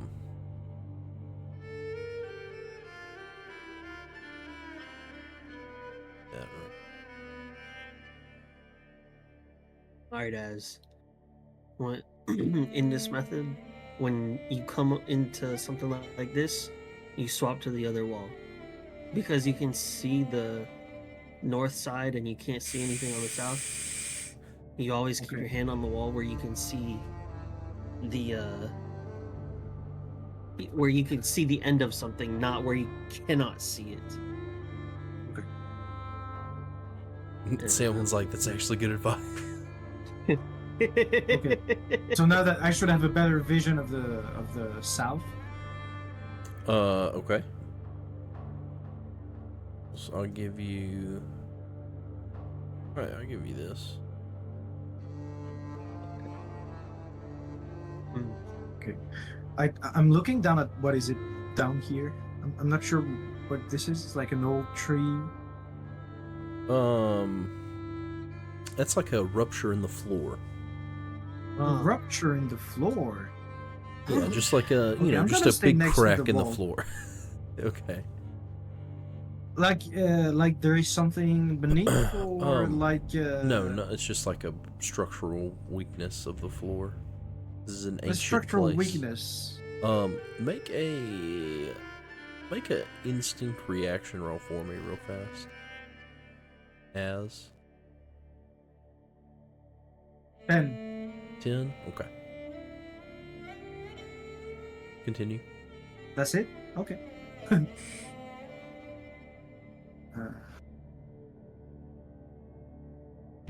Do I have the feeling that it's that crack is naturally formed, or was it made by something? Okay. Don't worry about the crack. That's not why you rolled.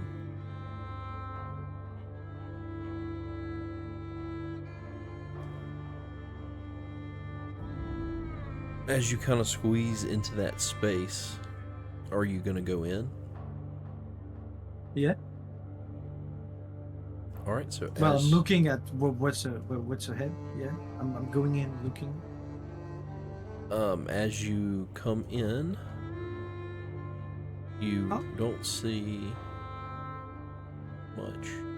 You have to squeeze through that opening to get a good look at everything inside. Oh Lord, you know, yeah, I'm gonna say as I will follow behind you, but I want you to go in first, just in case I have to like wake you up from something or do something. I don't want us to all fall into a trap in case there's something there. Okay, let me just fall into a trap by my own. Gotcha. Well, if you get fallen It's okay. asleep It's okay. by a damn siren, who's gonna wake you up? As you come around the corner, there is a pack of eels. Woohoo! These eels are so troll. It's okay. It's okay. It's okay. Have they seen me? Yes, they have seen I'm you still... as you have come in. But I will let you get the drop on them if you want. Oh, can you? What the hell? Get out of there. There it is. Go for it. They turn to you aggressively. You come in. 15 with fear. Okay. 17 damage. 17 damage. Check that. Nice. You managed to, hello, token. You managed to kill about 4 of the swarm of eels. Perfect. Samlin kind of hears the commotion and will rush around this way. And as it will take a shot. Purple will be hope. Ooh. 14 plus 3, 17 with hope. Sam will roll with hope. That hits. D10s.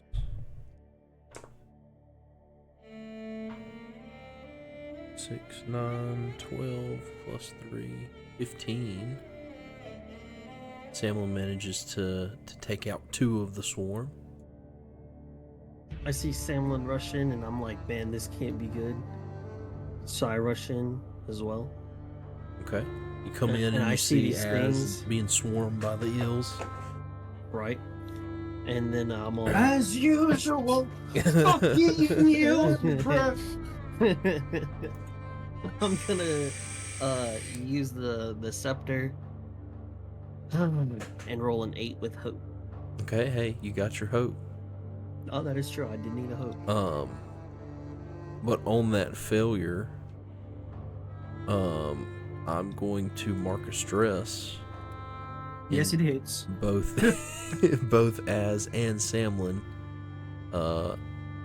will take a hit as they shoot out a jolt of electricity. What we got? What we got? A 6. Your evasion is a 6, though, isn't it? Yes. I can spend 3 hopes to increase my evasion by 1 until my next short rest. If you want to. If you want to evade something for once, it's up to you. No, I don't care. Hit me.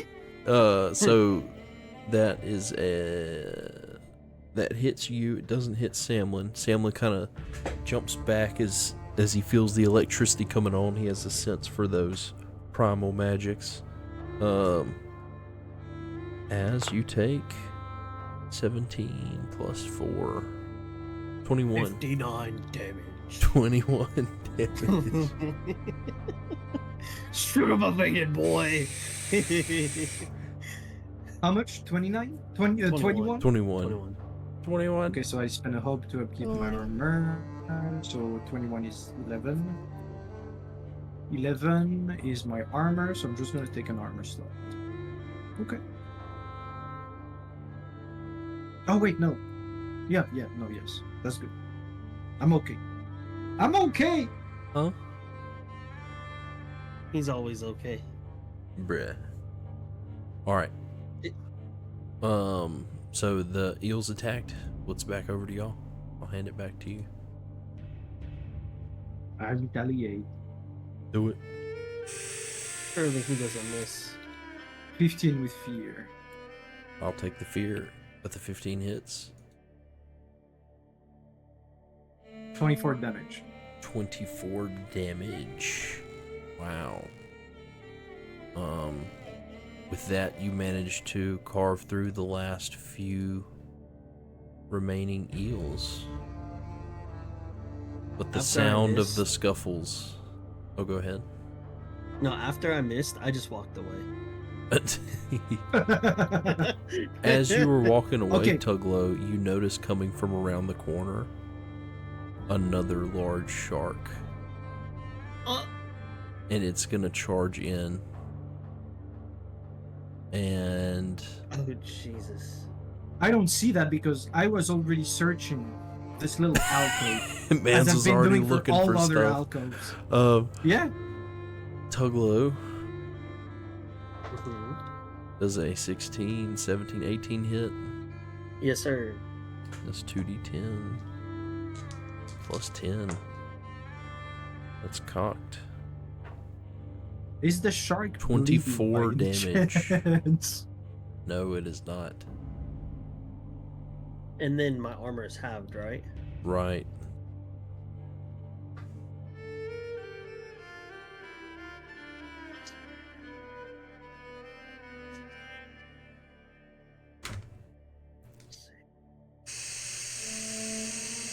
I'm gonna use 6 armor slots and 1 HP. Huh? Oh. Okay. Jeez. The Tuglow, like, uses what little armor she has and, like, takes the brunt of the force of the attack. Yeah. Samlin is going to... He's gonna Oh, jump wait. to the other side. Fuck. Or Samlin, because he's in the room with Az, is gonna be like, Az, please help. And he's gonna jump over What's to the going other on? side. And you just What? heard Samlin go, please help, and saw him dart over. And Samlin's going to use Preservation Blast to try to get this thing off of Tuglow. Purple is hope. 22. So 25 to hit. Definitely hits. Let's hope this damage roll's that good. D8s. 1, 2, 3, 9, 8, 17, 18 damage to the old Sharky Poo.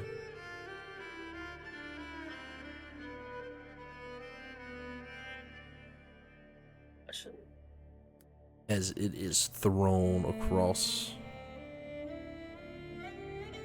the room through the Damn. water. You feel just like this concussive blast in the water as Samlin just like unleashes a blast of energy that pushes it away from the party.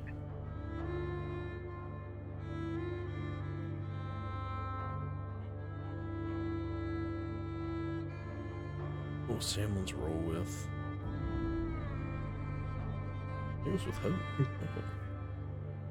Yeah. You said purple was hope. Right, and I got a 22. Yeah. So the hope. Nice. What's up? Who's next? Me? Y'all do something. I'll move here and I'll use Miss Slow to boost myself Nice. onto the shark. Aquaman through the water. Let's go. Yeah, exactly. So that's 1 stress.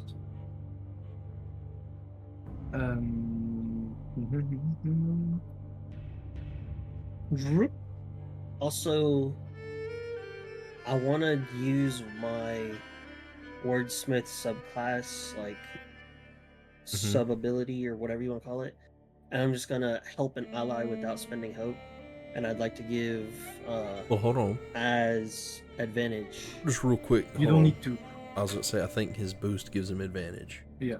Oh, okay. Well, damn. Never mind. Never mind. Hey, hold on to it. Might need it. Yep. For sure. Because I've literally done that same thing. I'm like, oh yeah, I'll help Az. And it's like, oh, he literally is getting advantage already. Yeah. Now, if you could like Okay. stack advantages, hell yeah. But Yeah. That would be nice. Well, technically I can, but I mean, well, you can't stack the game allows advantage. you to.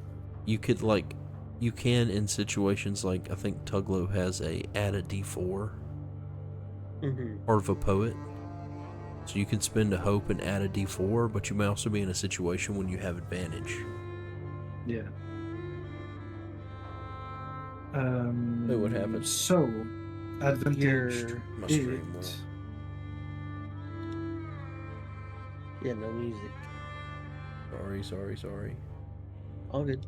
As long as the stream is hearing it, that's all that matters. Okay, so that's a little bit weird, but I rolled 4, 5. Okay. I mean 4 and 5. But I rolled another 5 on my advantage. So is that a crit? No, it's not a crit. What? Unfortunate. What does that give you 17 total? with fear. 17 is enough to hit, though, for sure. I'll take the fear. Let me see if I can get that back for y'all, because it also messes up. Oh, that's y'all's gonna cameras. be good. There it is. Come on, roll good.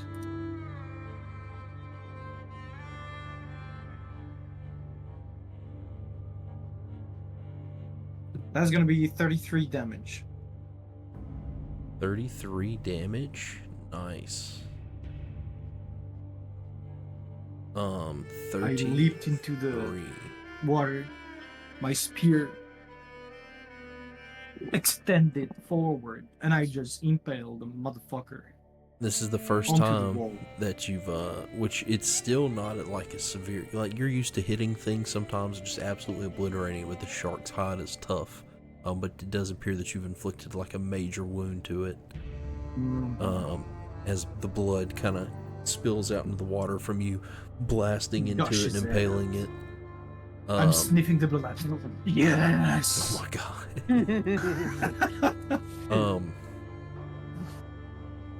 So yeah, with that, it's still our go. Samlin will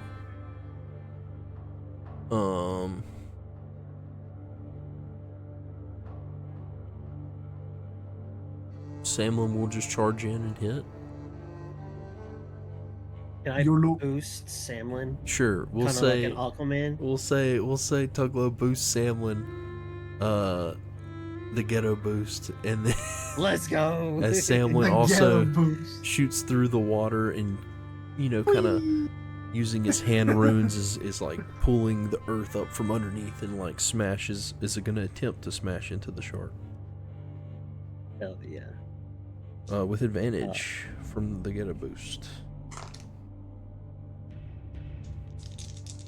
Oh, let me spend a hope there. 15. Or no, that's without with hope. Plus 19 with hope. 22 with hope. Everything is added on. And that's 3d10 plus 3. Nice. 3d10.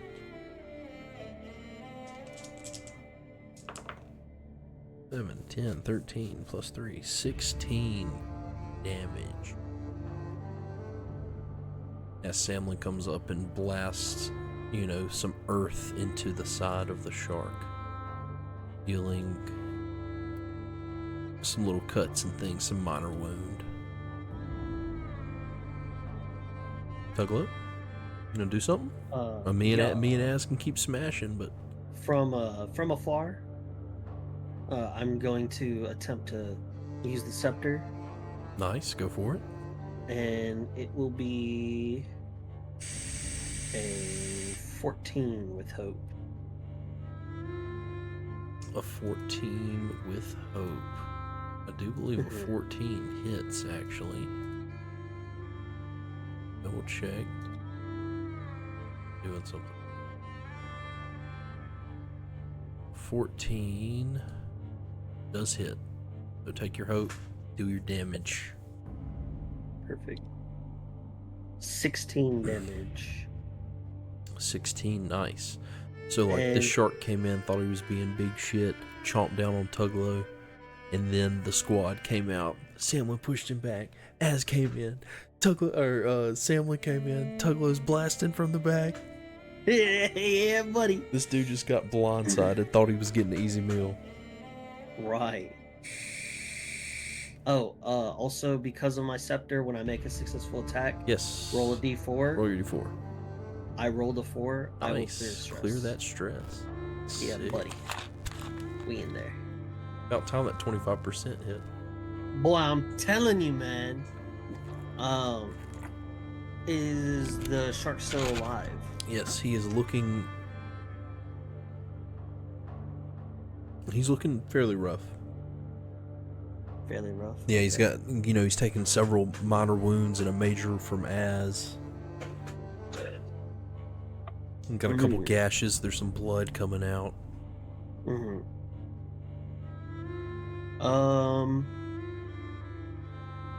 Az, you want to take one more? Since you did some pretty strong damage? Yeah. Alright. Great. Nice. And this is just for regular attack? Yes. Nice. So just add So 16 to he whatever. probably not looking too shabby, so that's gonna be 40 damage total. How'd you get 40? Oh, yeah. 24 plus 16. 24, yeah. Jesus. How much was it? 40? 40. Nice. As you... How do you want to kill the shark? If you would like to describe it, you can. So I went ahead, Aquaman his ass. He's stuck against the wall. He got bitch slapped by the rock from Samlin. I'm just gonna take take Daniel and open one of his side gills and just thrust it from the gills Nice. into his fucking head. And as I do this, he probably goes trying to bite me, and I just grab his head while he's about to die, and I break one of his teeth and claim it for myself. Cool. Nice. And with that, the shark is dead. Dead shark. Let's go. I loot the shark. No, I'm just kidding. Loot the shark. I mean, there's teeth, If you wanted to gather more, you could attempt to. I don't know if that's very valuable. Memorabilia. Yeah, I'm gonna grab as much teeth as I can on this one. Roll a d8.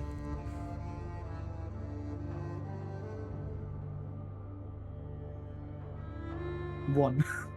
So in total, you gathered 2 teeth. Nice. Very nice. A lot of the other teeth were severely damaged from Tuglow using every scrap of armor she could, every bit of magical power to try to stop the attack. Yeah. Kind of busted a lot of the other teeth, so you managed the first one you pulled in the heat of the moment, and then you go back and find another good one.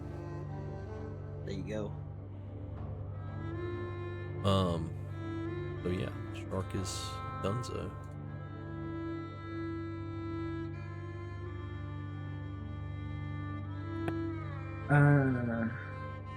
It looks okay, like we have 2 options. They make it a little more obvious. We have 2 options.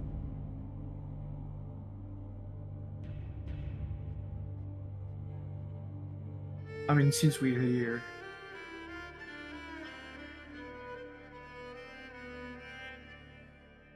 You just want to say you have Magpie in your... I was going to say, yeah, you can... Literally, the way it'd be easiest to say is like you either have Magpie in the pouch or she's out of the pouch. If she's like with you in the pouch, you don't get the benefit of the armor thing, but she will literally be with you everywhere. And literally in combat, because we're not using action counter anymore, so it's literally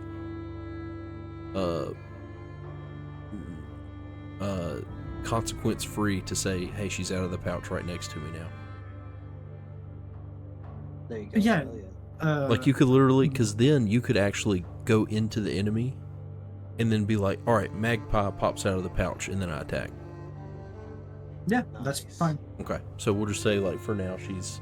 And, like, if you want to, like, move her to the side so you don't have to keep moving the icon, or if you like to move the icon, you totally can. I want to, actually. Okay. She my girl. But we'll just say if she's going to get anywhere away from you, it has to be a roll. Okay. If the comment changes. For basically, for all intents and purposes, she's in the companion pouch and is not on the field. Yeah. If you get what I'm saying. But she's obviously, from a mechanical standpoint, but like in the theater of the mind, if she's like on your shoulder, you know. But that also means that I can't just randomly target Magpie with an attack. So if she's in the pouch. So as moves forward, kind of revealing this. Kind of see up in there. Oh. Kind of see down here. Wouldn't you know? An alcove. Oh, that reminds me of the... Hold on, boys. As runs back. Frantically search the scent. We never know. You never know.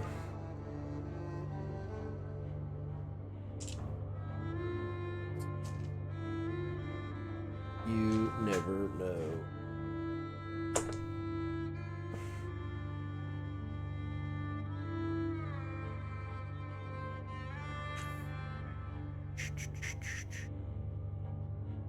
You kind of rifle through the sand.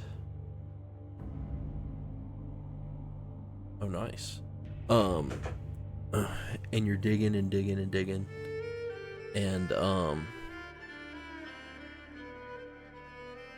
or tell you what, make a,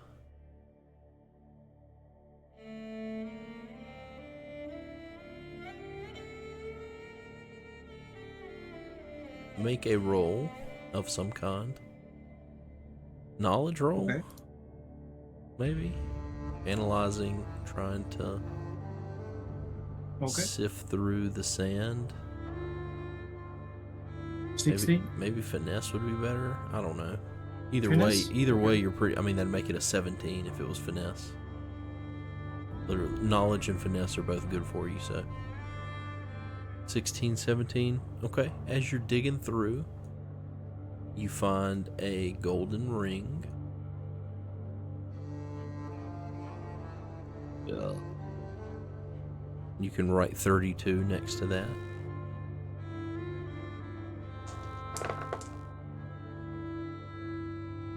Okay.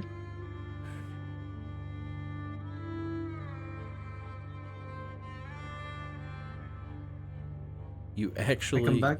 You actually find 2 of those rings. It's really weird. Oh.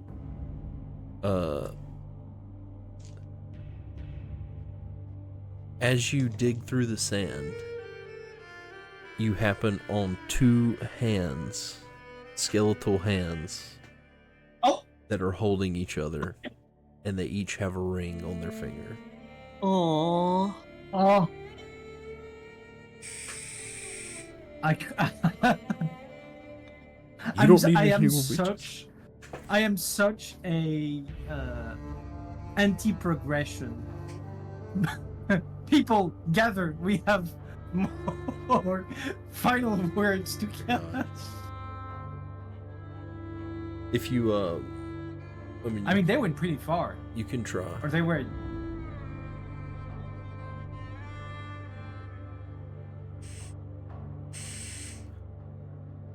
$15 with hope. So that's 3 questions. 15 with hope, so take your hope. Let me make sure my mom's up.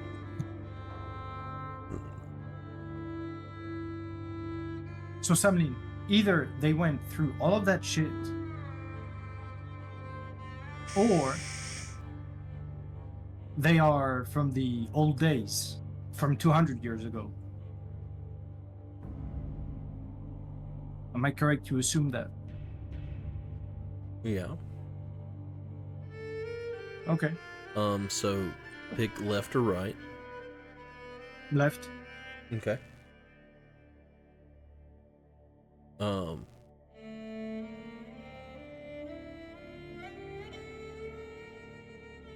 As you cast, you see some movement in the sand on the left. It's still, there was just a hand sticking out of the ground.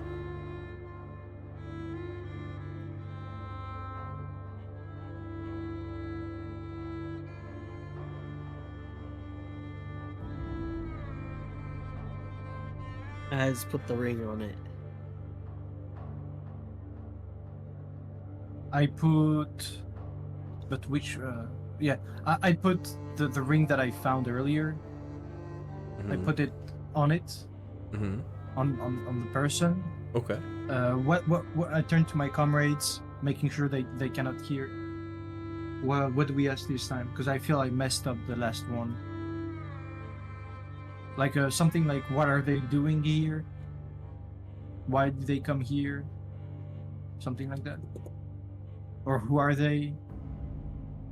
Are you asking them that question right now? No. I'm asking that they start talking. No.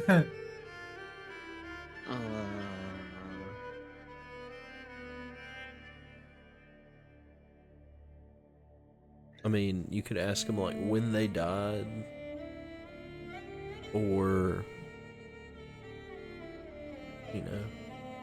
why are if you're they just nosy, here? like what is this place? Whose hand were you holding?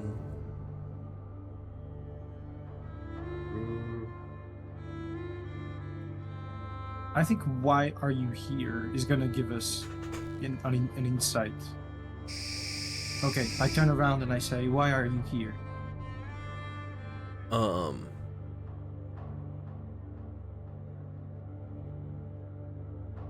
You kind of hear muffled sound coming from the sand to the side of the hand. Like I said, it was just a hand sticking out of the ground, so you don't really hear the response to the question that you asked. Oh, you said the... There was just a hand sticking out of the ground. He did say that, yeah. Oh. Yeah, I can't believe I got, honestly.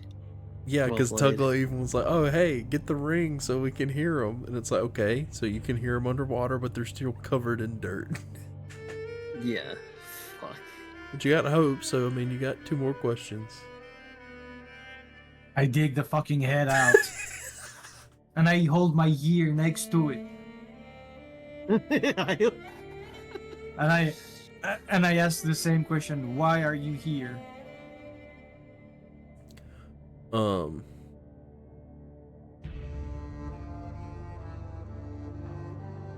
it says, we were hiding. The wrath of the dynasty was upon us. Okay, so they're from the old ages.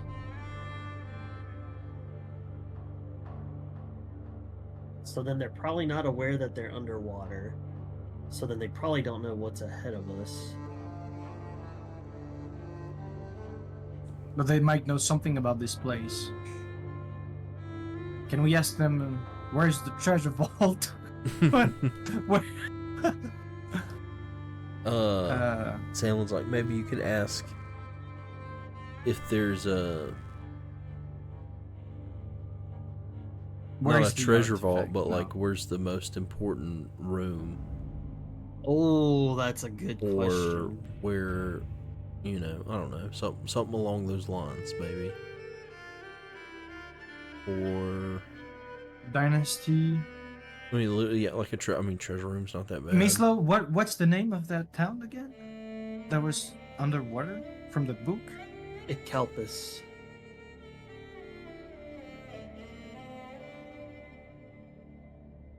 What about if I ask them, where is the throne room? Sure.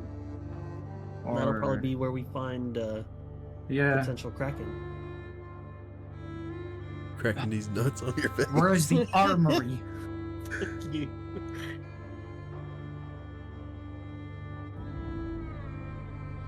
What you asking? These jokers been sleeping for a long time, disturbing their rest.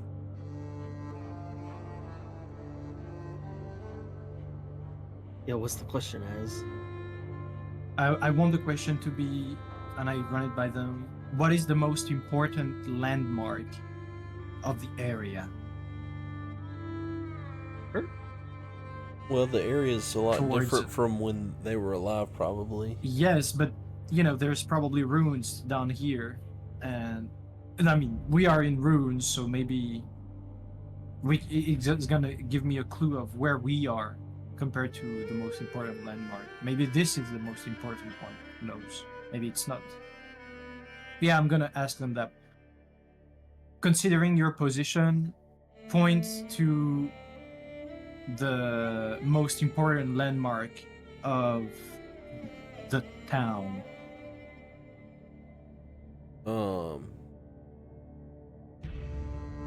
Oh, that's not a question.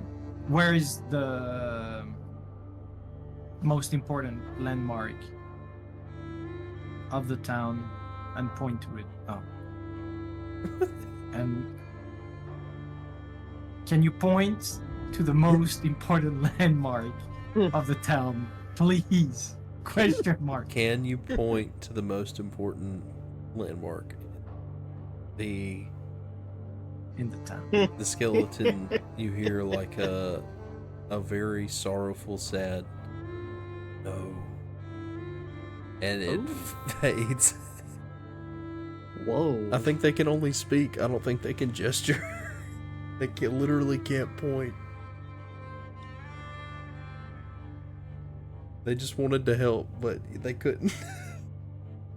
That's still a very interesting answer though. No, I mean, Because- Az asked if they could point to this thing, and they can't Well, yeah, point. no. But see, here's the thing though. Because they can Like- only speak.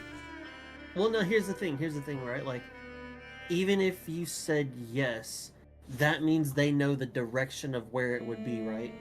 They just can't physically do it. However, because they said no, that means they don't know where, the most important thing would be, and they can't point to it. So, I don't know. Maybe I'm looking too deep into it. Only, No, only can you they point? know. No, I cannot point. Okay. True. Okay, I'm gonna cast it on the other person. Okay. 19 with fear. I'll take the fear. You get That's one one question. Wait, Samlin's like, hold on. And Samlin goes Dig his over and head starts out. to uncover the dude's Yeah. head. He takes I the take he the takes ring the out water of the- ring I don't wanna- and puts it on the other one. And he's like, okay, go ahead, Az. No, I'm not asking the question now. Y'all go ahead. I'm how you Technically, call, the kids when they're hangry and they go in their room and they hide. And You have a temper tantrum. Yes, I'm a tantrum.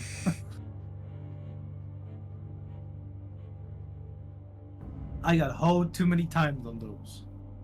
well, that means Tuglow, you can ask the question because obviously Samlin's not asking.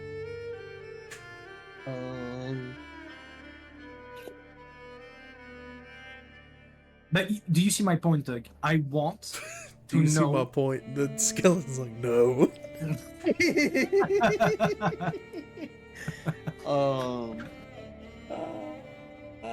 We are not in the D&D movie, motherfucker. That's so funny. That, that's one of those things like that could be a really broken ability, so I have to genie that shit, I respect it. You gotta be careful what you ask, how you ask it.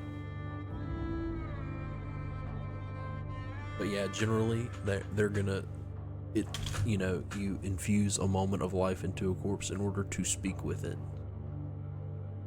What is the most valuable treasure in this? In the town.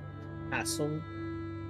Whatever town. we're discovering? I don't know. Just say Area? in the town. in the town. Yeah. Which I would It's say. then for 200 years. Which, yeah, this, you are in some sort of building, I would say, not necessarily a, anyway, well, yeah, I guess it didn't really matter. You ask, what? What is the most valuable treasure or item in that he would know of in this area?